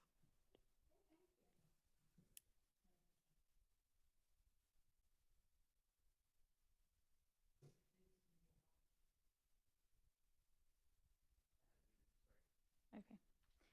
Madam Chair, members of the board, Dr. Little, I'm excited to be with you tonight to talk to you about child care partnerships that the Child Care Working Team has developed over the past few weeks.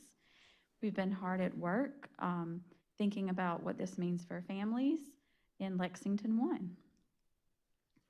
1. First, we're going to start with partnerships with outside agencies. So we've been working with child care centers across Lexington County. We received these centers through a survey that was sent to principals for facilities that service their schools, through after school, and then have a large presence in their building, and then also through Department of Social Services provided us with a list of all centers in Lexington County. So we were able to hold a welcome meeting for them to discuss their ability to serve students on e-learning days. We held that via Zoom, and Dr. Little was able to join us for that meeting. We had over 30 child care providers join us, and then we followed up with a survey to gather information from their center on what offerings they were able to offer during this time period, specifically during the hybrid model that our district is offering. And one of the things they were most excited about in the Zoom, we talked to them about our plans for support sessions for them and their workers, and how we could help them support children with e-learning, because many of them are offering that as a service during the hybrid model. So, for example, if they're an AA student on Wednesday, Thursday, Friday, how they are supporting kids with their e-learning. So we actually kicked off those sessions this week. We hosted a session on Monday around the learning platform for grades 6 through 12 Schoology. We had about 10 centers join. It was recorded and will also be sent to all of the centers that are on our list because we know that daycares are busy caring for children during the day. We do offer the sessions at 1, as that is the time when they have, they're least encumbered with the youngest children, as that is their nap time. We have another session planned for tomorrow for Google Classroom.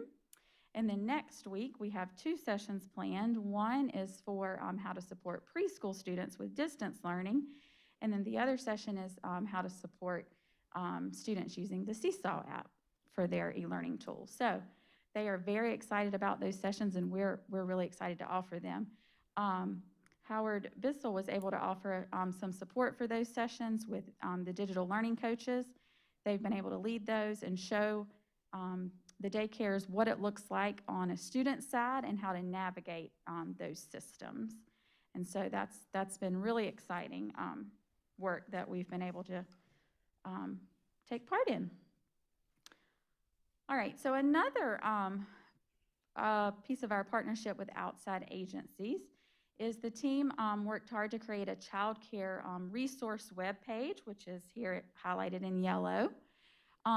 So this is a result of the survey responses that those daycare centers sent to us, and they've also been adding more centers as they have sent us information because they've seen the site and they want to know more about it.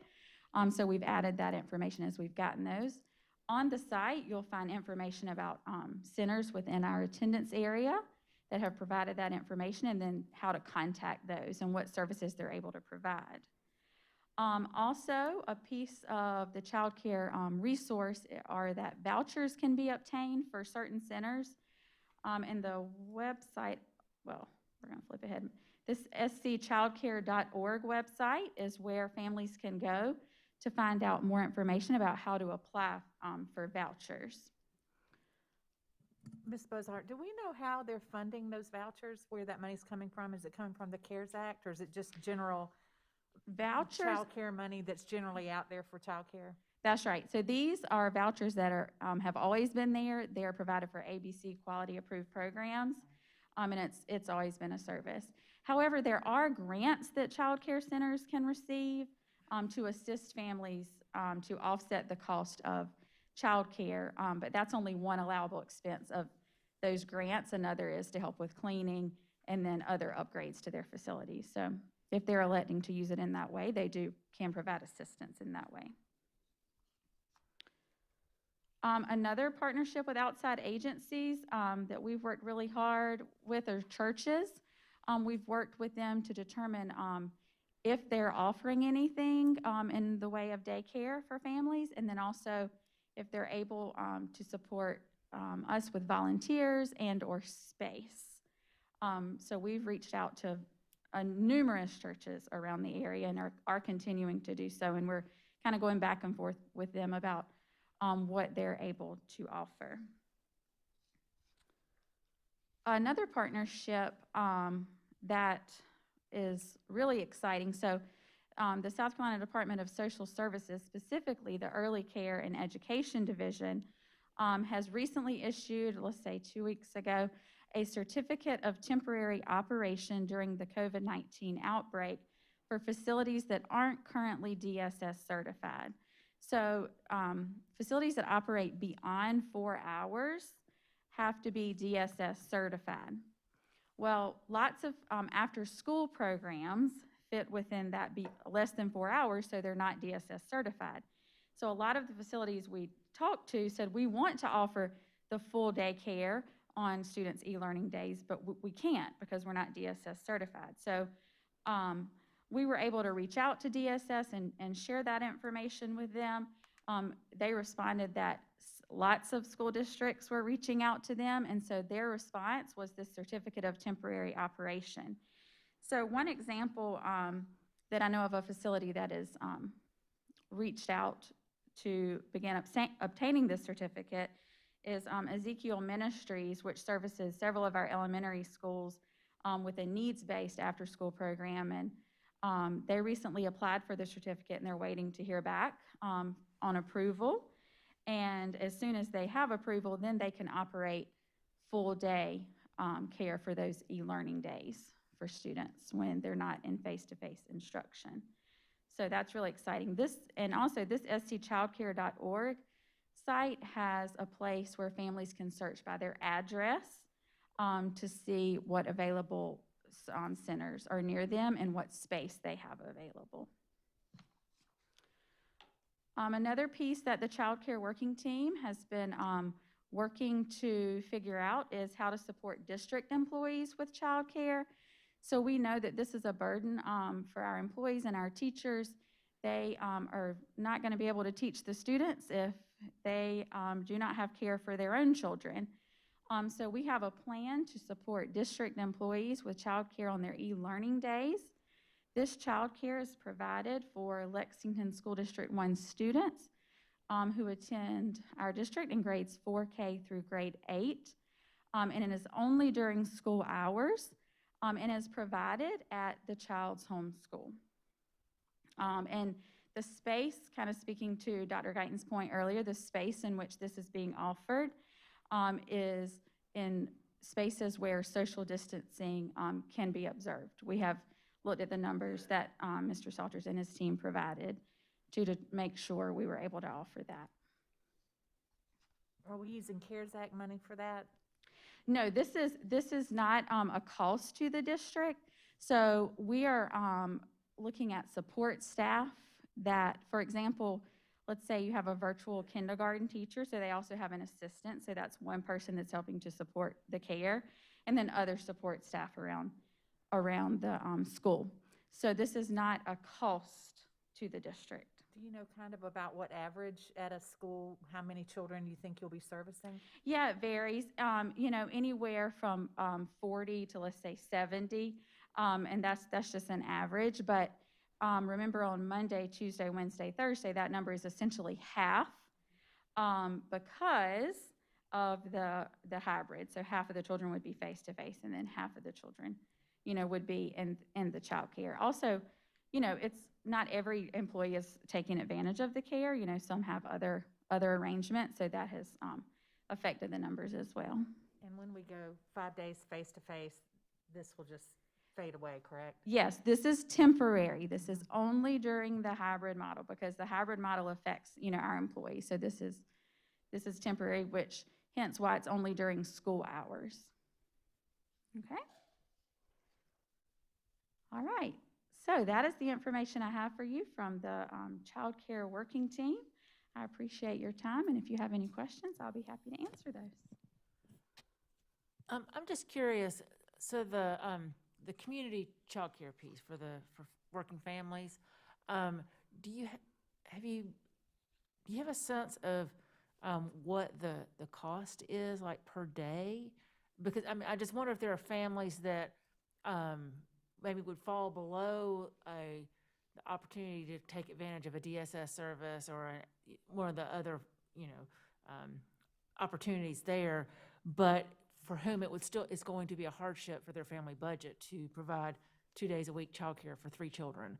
Do we have an idea of where that falls, and are there any options? Because the grants you mentioned are for the childcare centers, not for the families. Yeah, the child care centers are able to apply for those, and then they in turn provide that to offset child care costs for families. Yeah, and so the cost of child care really varies per center and per day. And so, that can be anywhere from, $20 a day upwards, to 35-ish. But again, that's a range, and then also some facilities, once you get beyond a certain number of days, it's full week care regardless. Right. Regardless. Mm-hmm. And this might be a question for Dr. Talley. I've been approached by 2 sister districts in the Midlands. They're very interested in this model, and who would be the best person if someone is interested in seeing this model and understanding it, who would be the best person for them to contact? That would be Jessica. Okay. She's giving your name out, Jessica. Yeah. Okay. Thank you. I'll be happy to answer their questions. She's done a great job with her working group. I'm so proud of her and her leadership. Really done a great job. Well, and this wasn't even on my radar. And again, so I would like to say thank you, and I'm sure it was in response to both our community and teachers expressing concerns. And so again, I think we as a district took those concerns seriously, and then we worked through a communication strategy. Because again, in times of fast change, none of us know what the future holds. So the only way we survive it is collectively together through strong communication. So, and we want these child development centers to do well and to be a vital part of our education system. Absolutely. Because they're very good partners, and we appreciate them at Lexington One. Absolutely. And I'll add that our support that we're providing, this is just the start of that support. So this is going to go beyond the COVID-19, outbreak. This is just kind of gave us a jump start in that partnership. I'm sorry, I have one more question. Okay. I think it's just one more. Kind of, and I don't mean to keep dwelling on the what if this doesn't go as well as we are praying that it goes. But have you had the conversations with these partners about if we have quarantines in a school? I mean, are we going to provide childcare for, do we have the long-range plan for this as well as the 4-week temporary plan for this? So are you talking about like community childcare and daycare centers? Yes. Yeah, we're still working through exactly what that looks like, but that's part of the working Okay, group. great. Yes. Thank you. Thank you, Ms. Buzzhart. That was great. Okay, Dr. Little? All right, thank you very much. Howard, you want to just give us a quick update on the Lexington One Online Learning Academy?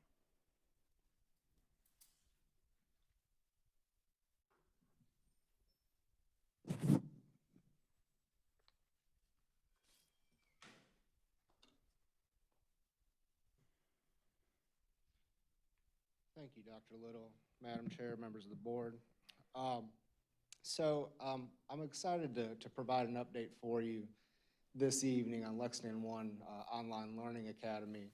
I shared a high-level overview with you a couple of weeks ago, and just really proud of the work that our district has done. It really has been a district-wide team effort up to this point. We still have plenty of work to go, but tonight I'd like to share some numbers with you and some sample schedules and some information that was shared with teachers over this past week or so, really bringing everyone into the fold and starting to conceptualize what this is going to look like in action here when we come back here in a couple weeks. Our current student enrollment numbers are represented on this slide.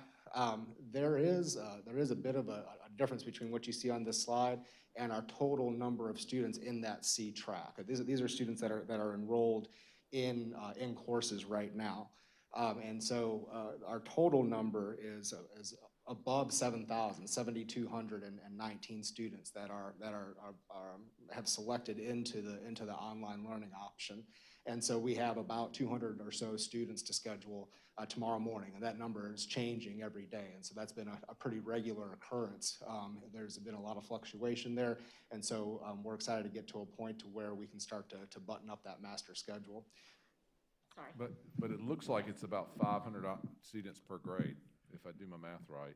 The middle school may be a little bit richer than that, but does that ring true? I'm sorry, what was the question? It looks like it's about 500 students per grade are opting to virtual. So elementary 6 years, right? Middle's 3 and high school's 4. So around. Yes, sir. And I'll have that breakdown for you, by grade level. Yes, sir, I understand. And so we're looking at about 27% of all district students at this point. So I'll give you a breakdown here by school and grade level. What you'll see that we've got to break up the elementary schools over a couple of slides here because there's a lot of data there to dig into. But you can see that roughly about 26% of elementary school students have selected the online option. And here's the remaining elementary schools there. And that's bringing our total enrollment right now, students enrolled into sections inside of our elementary schools to a little over 3,000 students. And then there's a portion that have not yet been enrolled in those sections, and that's work that we'll continue to do over the next week. Talk a little bit about what the elementary school schedule looks like. I've had some really good conversations with elementary teachers and administrators over this past week about what some instructional consistencies will look like and what the elementary school schedule will look like for students. Remember, I shared with you a couple of weeks ago that our goal is to create an experience inside of our online program that's going to very closely mirror what's happening face-to-face as far as instructional expectations go, and as far as the student learning progressions go, with an anticipation that many of those students, not all of them, will be able to transfer back at some point when it's safe to do so. And so you can see there's a good bit of structure here in the elementary school schedule. They're still getting exposure to all the areas that you would expect them to get exposure to throughout the course of a day, with math and ELA, reading and writing, science and social studies, and then some related arts work as well. You can see that they're starting that day with a morning meeting with their teacher. They're checking in, they're making sure that the kids are okay, they're all there, touching base with them, building relationships, and checking on their social emotional well-being. What's important to note here is that this resembles a day-long schedule for a student. This is not going to be an entire day in front of a device for a student. The teachers are working through professional learning and planning on how to structure their weekly schedules so that they can provide those schedules up front the week before to parents to help them plan that out. But you're gonna have an alternating model here throughout the day, where at some points during the day, students will be in synchronous communication with their teachers in a mini lesson, or maybe even in a smaller group receiving some support. And in other times, teachers are going to release those students to do some things independently and not necessarily in front of a computer screen working with digital materials. And so there are intentional breaks built in throughout the day to give students a little bit of a reprieve from learning, just like they might have in a face-to-face schedule. But the work that will be done by teachers will be very intentional to create learning experiences and variety of learning experiences for students that'll keep them engaged, but won't burn them out. And I think that's an important consideration when we're talking about an elementary school schedule. We'll move on and look at middle school enrollment. Total middle school enrollment right now, we're looking at close to about 1,900 students, which was reflected in that additional that initial slide. Again, we'll have additional students rolling in to that online option that we'll need to place into sections. But you can kind of get a feel for the distribution here. The White Knoll attendance area or feeder pattern continues to have some of the highest enrollment there, with Carolina Springs Middle School and White Knoll Middle School. And seeing that there are some varying trends, but by grade level across each of those schools. Mr. Bissell, have the parents indicated why? It's just interesting, the differences. Do we know any of the reasons? No, man, we haven't collected data from parents on why they've opted in. I mean, I think there's a lot of folks right now that are just looking for an alternative option given the environment. Mr. Bissell, I have a question as well. This is Jada. 2 slides back, you had math, immersion enrichment, right there? Science. Okay, I know that our teachers are going places they've never been before, teaching subjects they may have never taught before. So if we have a teacher that's not an immersion teacher, but has immersion students, is that what's in this 15-minute, this 1 o'clock to 1:15? Like, how will immersion students be handled if they're placed in a classroom such as that? Sure, that's a good question. And so those will be students that are enrolled in the online experience at a school where there is an immersion experience available. So this is a language enrichment, a language extension experience for those students, and it's going to be taught and facilitated by teachers that typically do that at that school in a regular setting. There are staff on hand at those elementary schools that support the immersion teachers, and so in this model here, those folks will focus exclusively on those students that are working that are enrolled in classes that typically would have a full immersion experience. Does that make sense? Yes. So let's say usually it's math and science that's done in the other Right. language. What if they have a teacher that doesn't teach immersion on a regular basis? Yeah, so it's not going to be the same immersion experience that you would have if you were in a face-to-face immersion program. it's going to be an alternative language enhancement experience for those students during the time that they're in this online model. So when you say alternative language enhancement, Yeah, Can well, you so, elaborate? so it's not gonna be, they won't receive their instruction in that immersion language in math like they would if they were face-to-face. It's going to be an experience, or a program that they can participate in that's going to keep them exposed to that language and keep building their skills in that language. They're not receiving their instruction 100% in math within that language. Maybe that explains it a little more clearly. yes, so what kind of program would that be? I think what Dr. Spees has lined up are digital programs that help them to increase their fluency in that language. I think you can probably the most relatable one would be something like Rosetta Stone, and those types of language enhancement programs, and software that she has lined up. I think there may be some things that may be already in place at the school that they've used, and they're able to transfer that to an online environment. Okay, thank you. You're welcome. So talking about the middle school schedule, so this is going to be a similar setup to the K-5 schedule. Obviously, middle school is a different animal all in, together, but we're excited that we're going to be able to provide some exploratory classes for students as well as some accelerated options if that's what they're enrolled in, along with their core subjects. We'll also be able to provide a connection with their teachers through an advocacy period, and this is almost identical to what you're seeing to a face-to-face schedule for middle school students. So again, if we're able to transition back fully to a face-to-face model, we'll have these students in a place where they can make a simple transition there and really mitigate any issues coming from a completely different online environment to what they'd be expected to do and pick up with in a face-to-face environment. And looking at high school enrollment, currently high school enrollment numbers a little north of 2,000. Again, I think that'll be a little bit higher after we actually get these kids placed into sections here over the next few days.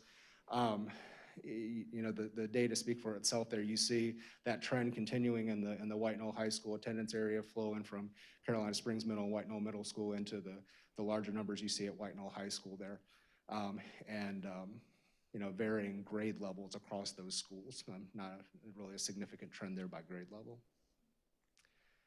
And then, as I shared before, just because of the nature of high school, it's going to be a more asynchronous experience, meaning that there's not going to be necessarily a first period, second period, third period, or first block, second block, third block for high school, just because of the ability of high school students to be a little more self-directed. You can get a little bit more out of that experience if you provide more flexibility in that schedule. Now, that's not to say that there won't be any accountability for students to interact with their classmates or with their teacher over the course of a week. It's just not going to follow a traditional bell schedule. So you can see a sample student daily schedule here. Might have a student enrolled in 4 different courses, and they may have a couple of different face-to-face interactions set up for that particular day. They may be on their own in some of those courses to complete some assignments or get to a particular checkpoint that in the online course that they're working in that's been established by their teacher. But we really want to try to provide an engaging experience for students. And as I alluded to before in previous presentation, we don't want that high school experience to be a student in an online course progressing by themselves, lesson by lesson by lesson by lesson. We want to work with our teachers to create experiences that are going to engage them in the content and engage them in collaborative opportunities with each other as they work through that online content. And at that age, really mirror the type of expectations that they would have put upon them if they were to participate in an online learning class or online learning opportunity, maybe in the workforce through some type of training program, or even if they were taking part in an online course in post-secondary education. Will the high school schedule involve any social emotional learning or crew or advocacy time during the? Yes, ma'am. That's a great question. It's not reflected in this schedule here, but that's a critical piece for us to maintain contact and identity back to the student's home school. And so we're working within the schedule that's already created for students. so that they can maintain that connection back to those homeschool teachers there, and really just the culture of the school through those advocacy experiences.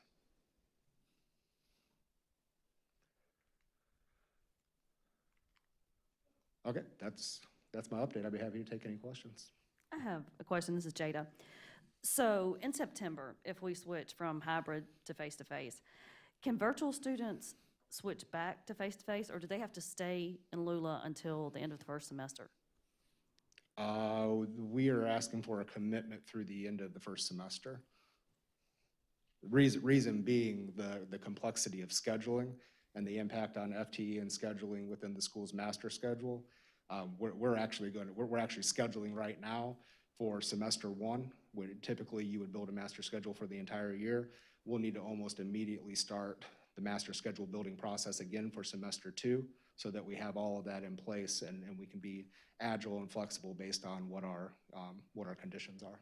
Okay, I know I got that question a couple of times.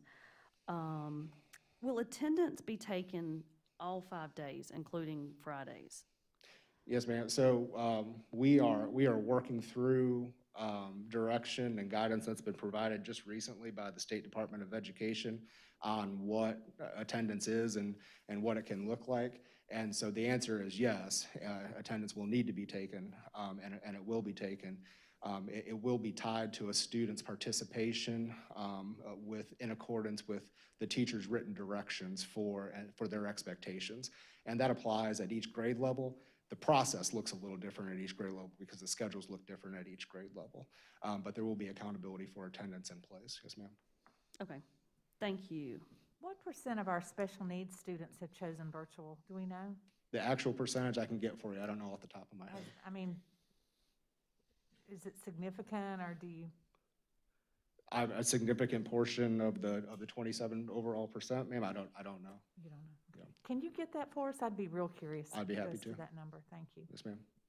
What kind of feedback have you gotten from teachers? You know, obviously, I can't imagine having to do this type of pivot as a teacher to go, I mean, just looking at that elementary school day and just thinking about engaging with an elementary student in a virtual platform and to still maintain the same level of excellence that they always have, that's got to be, I mean, completely daunting. What kind of feedback have you gotten?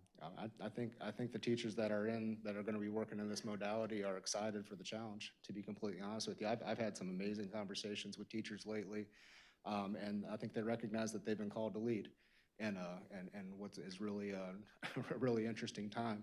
The best interest of their students, I think, are really more at the forefront of their thoughts, and maybe less about the difficulty in their own transition. I think they're just thirsty to learn and adapt so that they can provide a high quality experience for their kids. You know, when you pull this off, and I say when, not if. Thank you. You know, when you pull this off, you will have created 2 elementary schools, 2 middle schools, and 1 high school, and we didn't have to build a building. And so that presents a very interesting option in the future. You know, because we know that students go through certain seasons of their life, be it anxiety, be it even just personality, learning style, whatever it may be, where a virtual option is a very good option for them. And too often we think of schools as just being bricks and mortar and not, you know, something that we're building around an individual student. And so this experience, when you pull it off, this will be eye-opening, in my opinion, as ways we approach the future and we look at growth for Lexington School District 1 and what that looks like. I mean, this can have some serious legs to it, I think. And I'll expand on that. I mean, most of us in the professional world are living in a hybrid learning environment, right? And so I think getting our teachers as well as our students used to some level of hybrid learning environment so that we can meet students exactly where they are and provide them instruction exactly what they need will prepare us better for leaders tomorrow.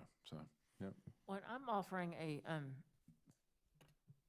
board member guinea pig because my son is doing the online academy, my 10th grader, and not for concerns about health necessarily, but just because he was extremely successful in the spring with being able to do his schoolwork at home, without the distractions of school. He said on a number of occasions, "Mom, I love this. When I'm done, I'm done."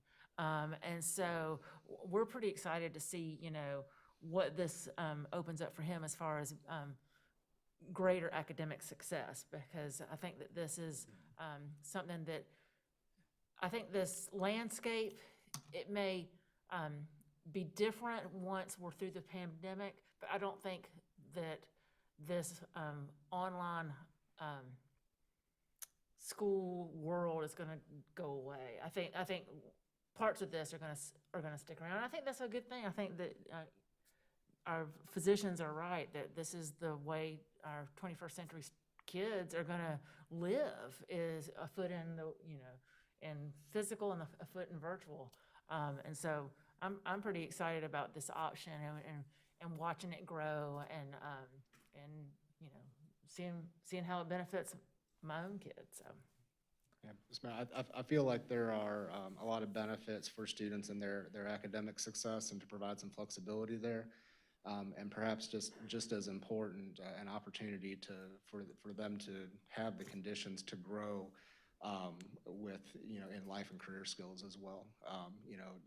These environments are going to teach them how to persevere, how to be self-directed, how to manage themselves. And, it'll be an environment where they'll have some room to grow and to fail and to learn from that.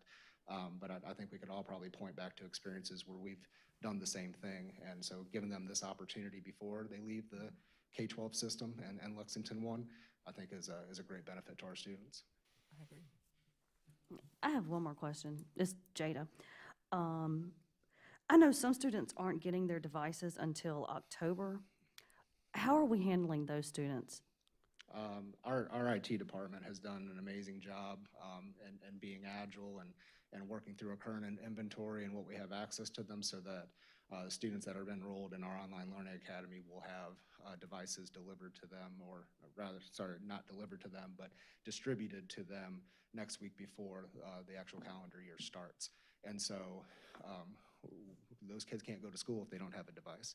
So they're crunching that data and pulling those things together, and we're working with schools for a distribution plan here within the next week.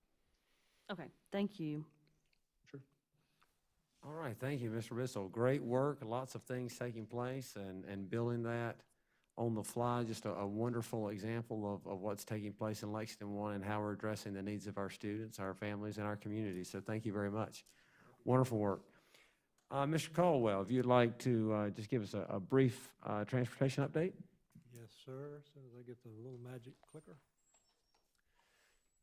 You'll recall, thank you, Madam Chair, members of the board, Dr. Little, a couple of weeks ago at the last board meeting, I gave an update on several topics, being transportation. Not a lot has changed here, but I wanted to give you just a kind of where we are today. Our ridership percentages, you'll recall that a survey was sent out and parents chose virtual or face-to-face, and they were also asked about their transportation needs. At that time, there was roughly 3,000, pardon me, maybe 3,100 parents who had not been contacted. Most of those parents, if not all of them, have been contacted by now. The percentages that we're showing currently for requests for AM and PM transportation are actually lower than they were a few weeks ago. So that is a positive trend, but instead of me basking in the comfort of the trend going the right way, I'll tend to wring my hands and worry, are we missing something? So I am in contact with transportation daily. I'm sure Mr. Kurtz is probably watching and is hoping that the day comes very soon that I only contact him once or twice a day versus 6 or 8 times a day. I've also reached out to the secondary and elementary directors to have them contact the schools to be sure that that information post-survey is making its way to transportation so we can develop these routes. The good news is at those percentages, and even if they're higher, and I'm sure they may get a little higher before the end of the summer, for the first 4 weeks, those numbers will be cut in half. So I think for the first 4 weeks, we're in great shape as far as the ridership goes. We're not anticipating a lot of double routes and that sort of things Now, when October comes and we are still under the 67% restraint as far as capacity, that will provide some more opportunities. But right now, we are literally building routes, or the transportation department is building routes based on ridership, not based on who is eligible to ride, but actually who has said they're going to ride, because we will create rosters each day, and I'll talk a little bit more about that later. Some of the safety procedures that we have in place, again, we've talked about this before. All students and adults will be masked while on the bus. We do know that the grades 2 through 12 will be masked in school. But all the kids will be masked while on the bus. So those lanyards that Mr. Salters showed earlier may come in be a great assistance with the younger children who are asked to wear a mask on the bus but not have to wear it in the classroom. Again, we have a limited capacity of our buses of about 67%, which is basically 2 to a seat. We're also attempting on, and if at all possible, to keep the seat directly behind the driver and across from the driver empty if at all possible, just to increase that space between the students and the driver. And again, as I said, the drivers will be taking a roster with seating each day. That's not a roster of who could be riding, that's actually who is on that bus and where they sat. So if there is a positive case, we would need to contact trace that, and we'll know exactly who sat where on what day. Cleaning protocols, we have 10 electrostatic sprayers, and we're expecting maybe 5 or 6 more from the state at some point this year. Just for your information, one sprayer can clean about 30 buses. It's a 2.5-gallon backpack. And Mr. Kurtz tells me it takes between 5 and 8 minutes to clean each bus. So we won't be able to clean each bus after the elementary goes and picks up middle or high, but at the end of the morning routes and at the end of the PM routes, those will be sprayed down. And then we'll also try to wipe down the high contact surfaces as much as possible in between the routes. So this last slide is regarding equipment. It's really not COVID related, but I thought it might be a good opportunity since I had the floor just to remind you of a few things. We have received those 22 propane buses from the VW Volkswagen settlement. Again, those are replacement buses. Those aren't additional to our fleet, they're replacement buses. And what that's allowed us to do is get rid of all the 1992 and 95 models. We do have a few 88s. We actually have 88s that are in better shape than the 92 and the 95s. The 95 models were the ones that were most susceptible to what the state calls the thermal incidents, when the buses would have those fire issues. So we have none of those. Thermal event. Yeah, thank you. I could not come up with a term. Thank you. Thermal events. That's exactly right. We have received 5 additional buses.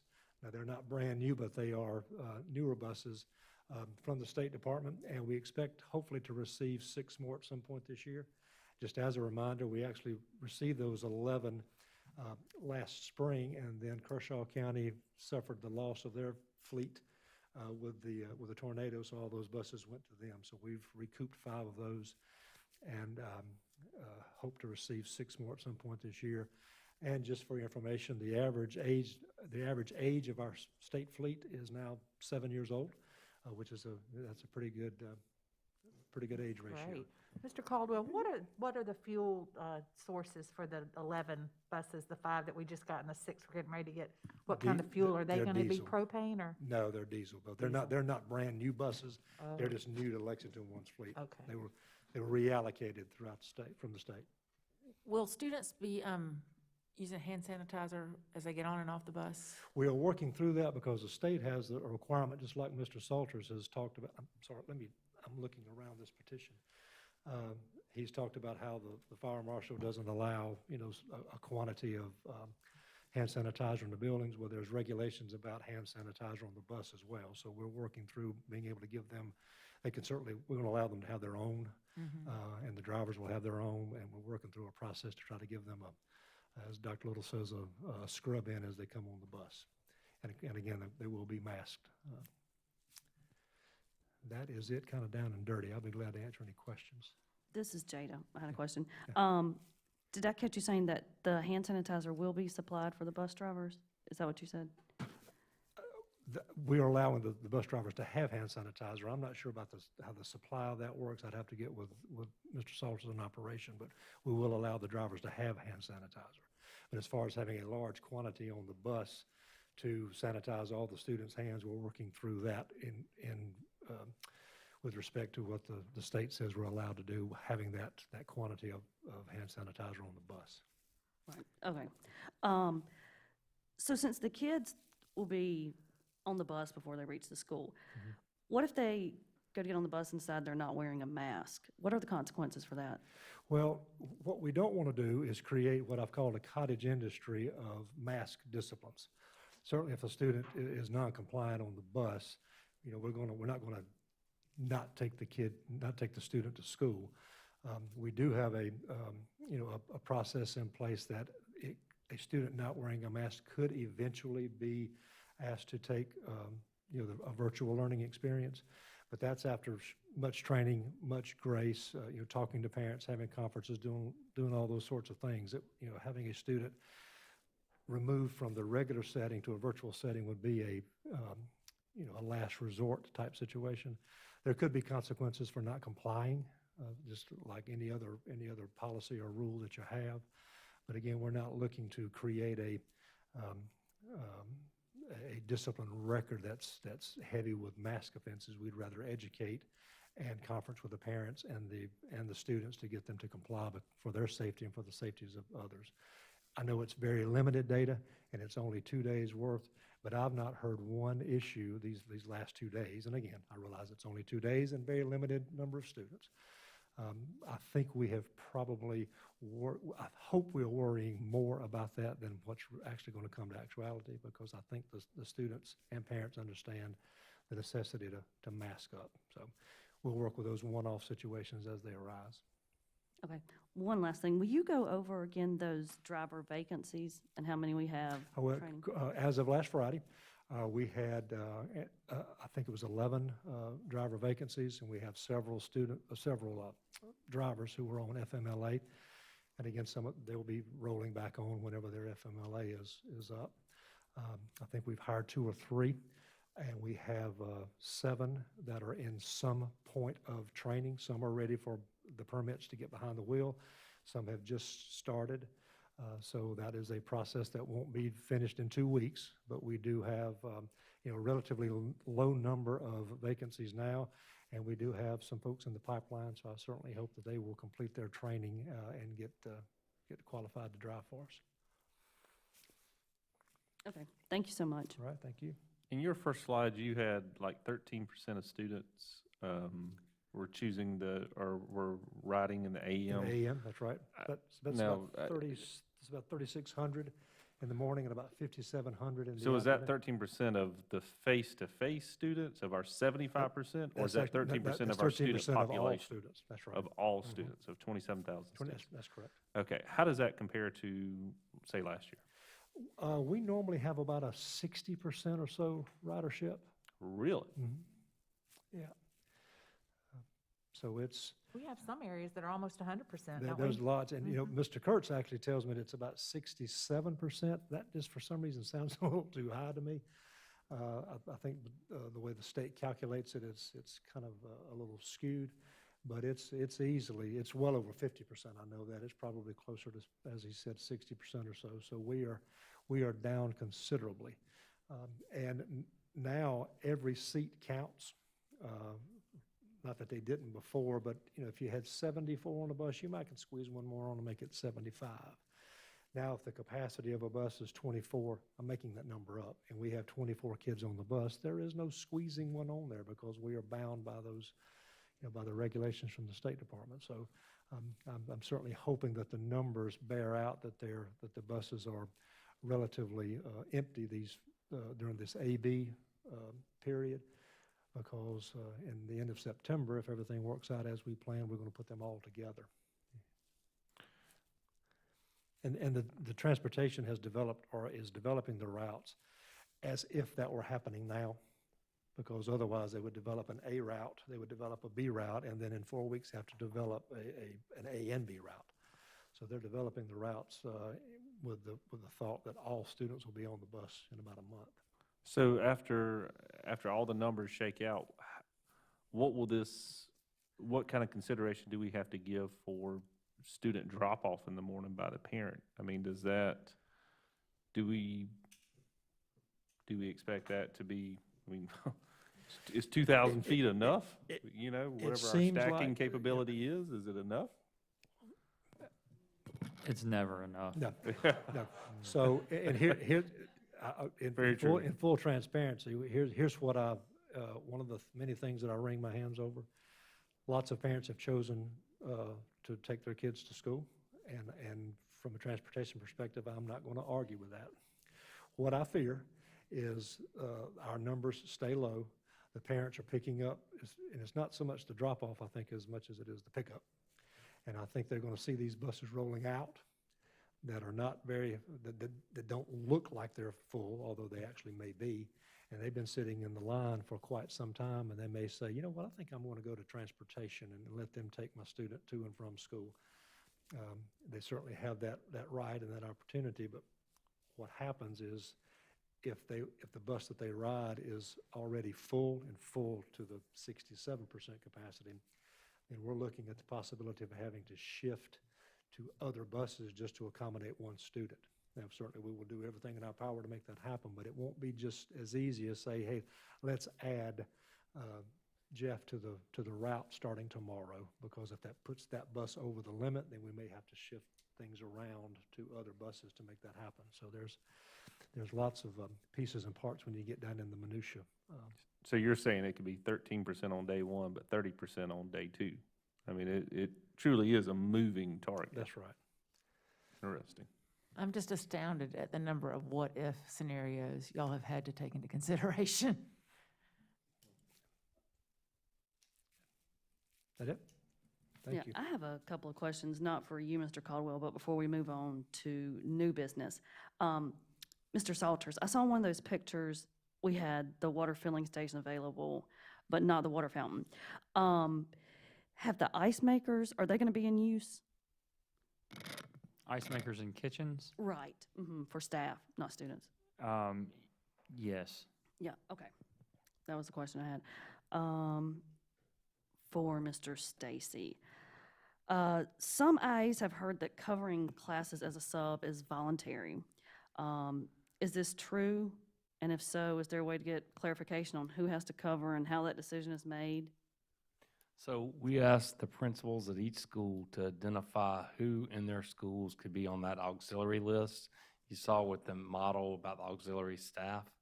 So we asked the principals to put those people that they could put on that auxiliary staff that they could depend on to cover classes if we didn't have a sub for a particular teacher. And so I've had a couple of, well, more than a couple, we've had several calls in our office about, I can't be on the auxiliary staff list because of, A, B, or C. And so what I've told them is they need to go back to their administrator and talk to them first. And then if they have some kind of accommodation request, then they would submit that to Meredith Siebert, and we would work through that process. But, I've talked to principals. We're getting the auxiliary list staff now, so I don't know how many people will be on that, but people that are on the auxiliary list would be people like instructional assistants, people that don't have students in front of them at the moment, instructional coaches, interventionists, assistant principals, guidance counselors. Everybody, because what you got to think about is when the teachers are out, the first go-to is substitutes. And so then we get a substitute in the classroom, and the second go-to is I couldn't get a substitute, now I got to go down this auxiliary list. And so when he was talking about that model shift and looking at those decision points, if you've got 15 people on your auxiliary list and you're down to using 7 or 8 of those on a given day, think about that. You've already secured substitutes, now you're 7 or 8 deep on that. That flags the staff attendance, which is one of those triggers that asks for an investigation. And so we're going to have to start looking at that really, really quick. So the auxiliary list should just be something that's not used every single day and every person on there. We can't have just one person, like you're number one on my auxiliary list, so every day you're going to be subbing. They've got to use some parameters to make that happen. And then beyond that, we've asked central services, each of the chiefs, to identify people in their offices that could be on that auxiliary staff list so that if the school gets into a critical point, they can call us. Because our thinking is, even if we were considering a shift, it's not going to be like you're going to come to school on Monday. Oh, okay, Tuesday we're going to be virtual. You know, we're going to have some time to do the investigation and plan for that. And so we just want to have some backup situations to cover. But to answer your question, it's really a conversation between that support staff person and that administrator.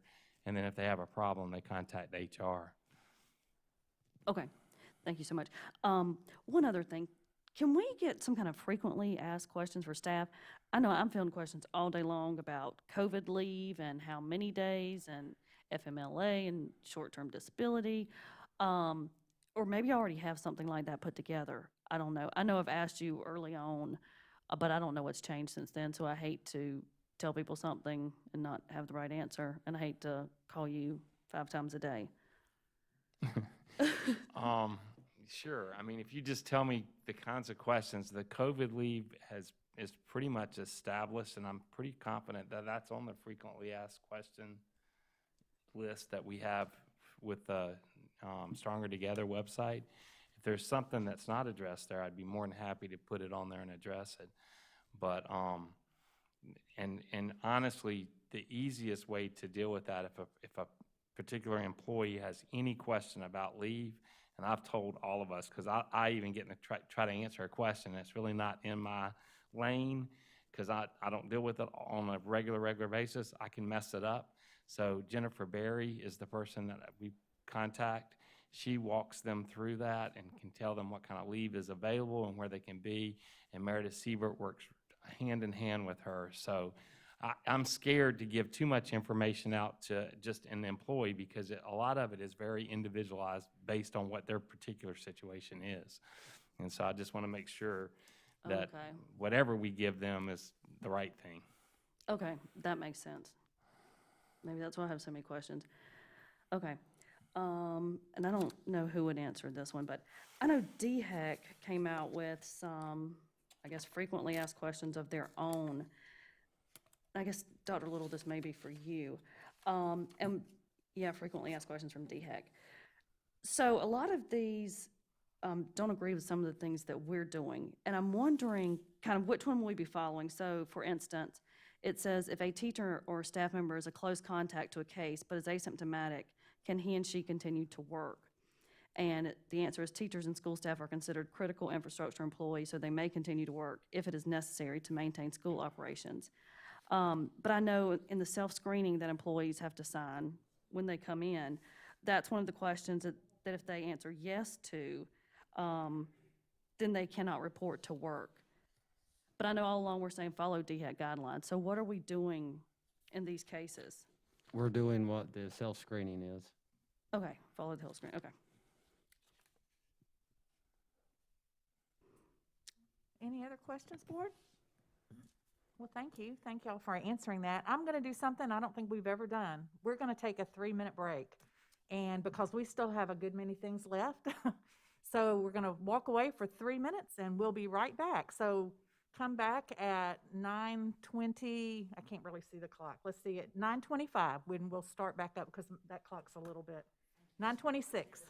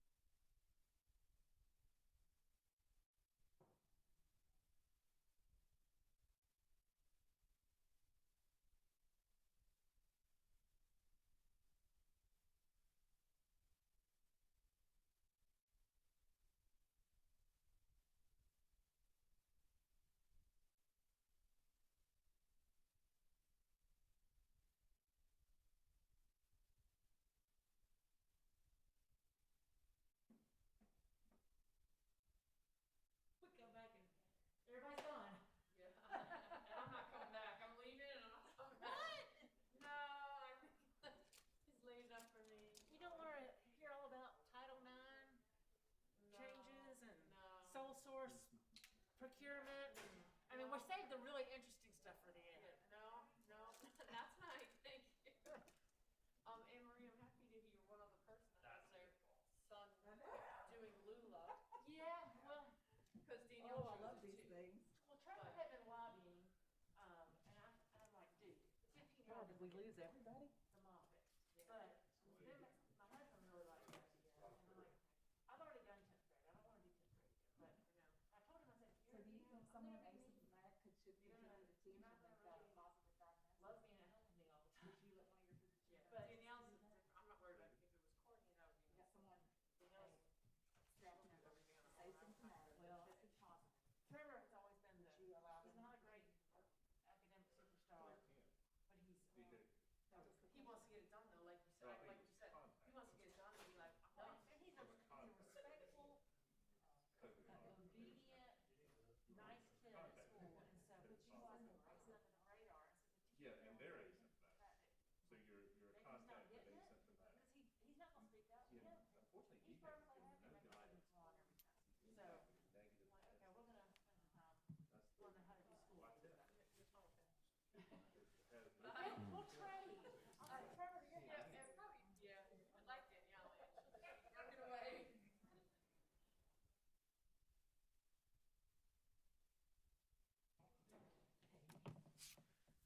I wrote this down so it was. Jeff Carl just said, a kid gets on a bus with a mask, we're not gonna stop taking him to school. It's gonna be a problem. We got to, so we can't leave. We're gonna put that, We're gonna get them a mask. They've gotta have a box of masks. No, they'll have that. They- Yeah, they- they'll okay, have that. good. Yeah. When he said that, I'm like, No, I'm sorry. Yeah. So we will have masks for the children on the Okay. bus. Yeah. okay, good. Yeah, it feels better just to stand up for a minute. Okay. Let's see, are we ready? I said, we went on a break and came back and everybody's gone. We ran them all. Okay. You would love that. Okay, is everybody back? Think so? Okay, we're now gonna go, Everybody that has to be. everyone has returned. Thank you for allowing us to take a break, those who are watching at home. We are now going to go to 11.0, which is new business. And board, this is for information only. We're going to start with 11.1, which is a report on sole source and emergency procurement annual report. And I'm going to turn this over to Mr. Salters. Mr. Salters? Thank you, Madam Chair, members of the board. As information this evening, I present to you in the packet the sole source and emergency procurement contracts that were entered into this last year. From July 1st to December 31st of 19, we had 14 sole sources and 6 emergencies. And then from January 1, 2020 to June 30, we had 1 sole source and 22 emergencies. And if you look closely at the report and you notice that in the spring, you see those brackets and it says COVID-19. What I've done is I've asked our finance team to use a certain designation on all purchases related to COVID-19. And the main reason for that is we did get CARES Act funding. We potentially may get other sources of funding as we go forward. Recently there was a story out about some funding that the governor released to school districts. And that was a situation where we were asked to fill out a survey related to our needs. Well, in our district, we were very proactive and couldn't wait on, I guess the state to get information to us. We went ahead and secured contracts and made orders for our PPE needs. And so at kind of the nth hour, the state, actually the governor's office came back after districts responded to the survey, which we did respond initially, and they said that they were going to fund some needs for districts. So it was a situation where we had already bought our stuff, and so we kind of got penalized for being out in front, along with some other districts who were proactive as well. But we feel like other sources of funds are going to come down the pipe, and we need to be able to have those funds tracked so we can go back and retro that stuff. So That's what the COVID designation is. That's also the reason there are more emergencies in the spring. We needed to get some equipment and supplies immediately. And I will point out to you, when you see emergency contract, that does not mean that the product or goods or services were not competed. We always try to get at least 3 quotes whenever there's an emergency. There are some times where that's not feasible if there's a hot water heater that's, down and we've got to serve food the next morning or something like that. But in general terms, that's what the process is. So happy to answer any questions for you. Any questions, board? Yes, this is Jada. Did you say that COVID meant CARES Act? I'm No. not- COVID means that it was a COVID-related expenditure. Okay, But some of those COVID expenditures were covered under CARES Act, our CARES Act application. okay. The Ken Summerall Productions for graduation, Yes. I'm just curious, what did that include? That was what you saw at graduation, the stage, the sound and lighting, the streaming process that occurred, the big screens, Okay, all of that. It also included the stage that was in the back at Lexington High School where students had to sit because of the capacity of that stadium. And it included the tear down and the setup to move it from school to school to Or- school, because correct. that's very expensive. The logistics of moving, yes, ma'am, that's right. did that include the DVDs or was that someone else? The DVD itself, where'd Mary Beth go? It was produced by, it was recorded and produced by them, so I'm assuming that was part of that. Okay, that was the only one I had a question about. Okay. Thank you. Yes, ma'am. Any other questions, board, on sole source and emergency procurement? Okay, we'll move on to 11.2, which is the Minority Business Enterprise Annual Report. And again, this is Mr. Salters, and board, this is for information only. Mr. Salters? Okay, thank you, Madam Chair, members of the board. As you recall, just recently, you guys approved an annual minority business target goal. And your percentage for fiscal year 1920 was 0.5% or 0.5% of all expenditures.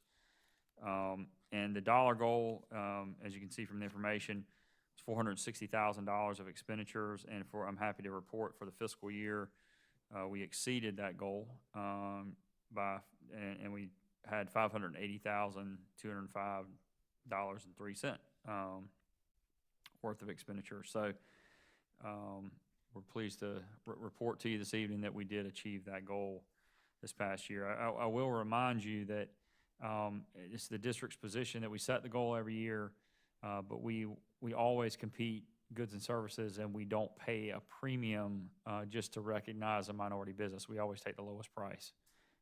And so it happens that in this particular year, we were able to meet the goal. And really one of the things that kicks in that helps that is our construction projects. If you look back historically when we're doing a lot of construction, fortunately there are a lot of minority business owned construction companies, and so that helps achieve that goal. Any questions on that one, board? Yes, this is Jada. So looking over these reports, the MBE amount and the award amount are all zeros. But then the total amounts at the bottom have dollar figures. I didn't know if I was missing something there. No, I'll double check that. That's the way it printed. I'll look at that breakdown and get you an updated copy of that. Okay, so there's actually supposed to be numbers there. Yeah. Okay. The totals are correct. The numbers just didn't print correctly on that report that Okay. you have. I see that just now. I'll get you an updated version of that. That's fine. Thank you. Thank Any you. other questions?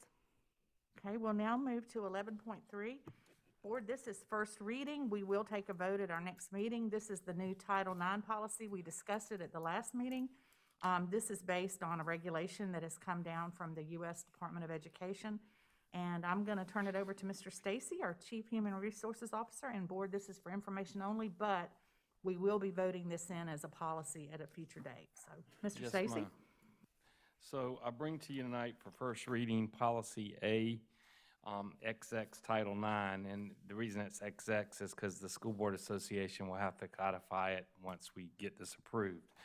The proposed policy, Title IX, provides a structured grievance process for sexual harassment as outlined in and required by new federal regulations accompanying Title IX of the Education Amendments Act of 1972.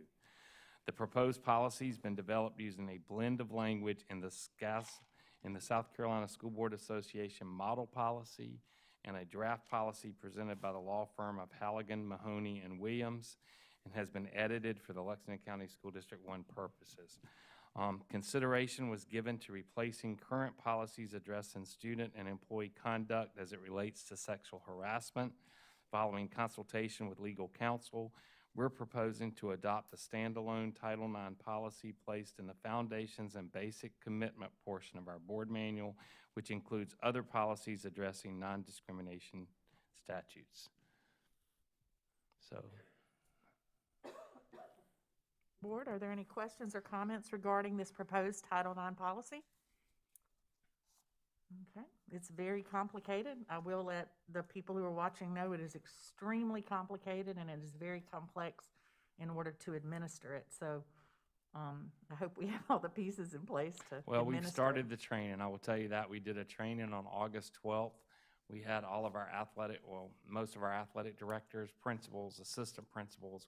We had over, it was 100 was the number you could have on the Zoom, and we were pushing over 100. We had to get people to go into offices together so that they could watch it.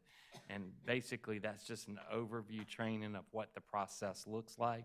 So we've contracted with this firm in Illinois, and they will provide us, in the Title IX process, you've got to have coordinators trained, investigators trained, decision makers trained, appeal decision makers trained, and informal resolution facilitators. And so we've contracted with them to provide that training. And when we finish, we'll have, and that we have that contract until October 30th to get everybody trained. And when that's over, we've kind of played it out today, kind of laid it out. We'll have more than 84 people that are trained in different aspects of this Title IX process. And we really have to look at it from an employment side and also from a student side. So Jeff Caldwell and I have worked closely together, had numerous conversations about how we'll lay this all out. Yes, it's very cumbersome. Right. Well, we appreciate the work you guys are doing on that. Now, at this time, board, we are going to go to 12.0, which is items for board information. This is for information only. Included in our packet is a monthly general fund financial report for July 2020, a monthly general fund budget transfer report, which is for July 2020, a monthly capital projects report, which is again for July 2020, and a monthly unauthorized procurements report, which is for July 2020. And before we close, I would just like to let everyone know that your board will be attending a legal conference this weekend that the South Carolina School Boards Association is putting on. We will be Zooming in with school board members from across the state. It's going to be on Friday and Saturday. We'll be learning about the changes to the law and how it impacts our staff and students. And then, and also just a well wish to Mr. Anderson. He had surgery last week and could not be with us tonight, so we want to wish him well, and we hope he will be back at our next board meeting. And board, I think that's it. So 13.0 is adjournment. Do I have a motion to adjourn? Thank you, Mr. Oswald. Do I have a second? Second. Thank you, Ms. Green. All in favor, please stand up, and thank you very much.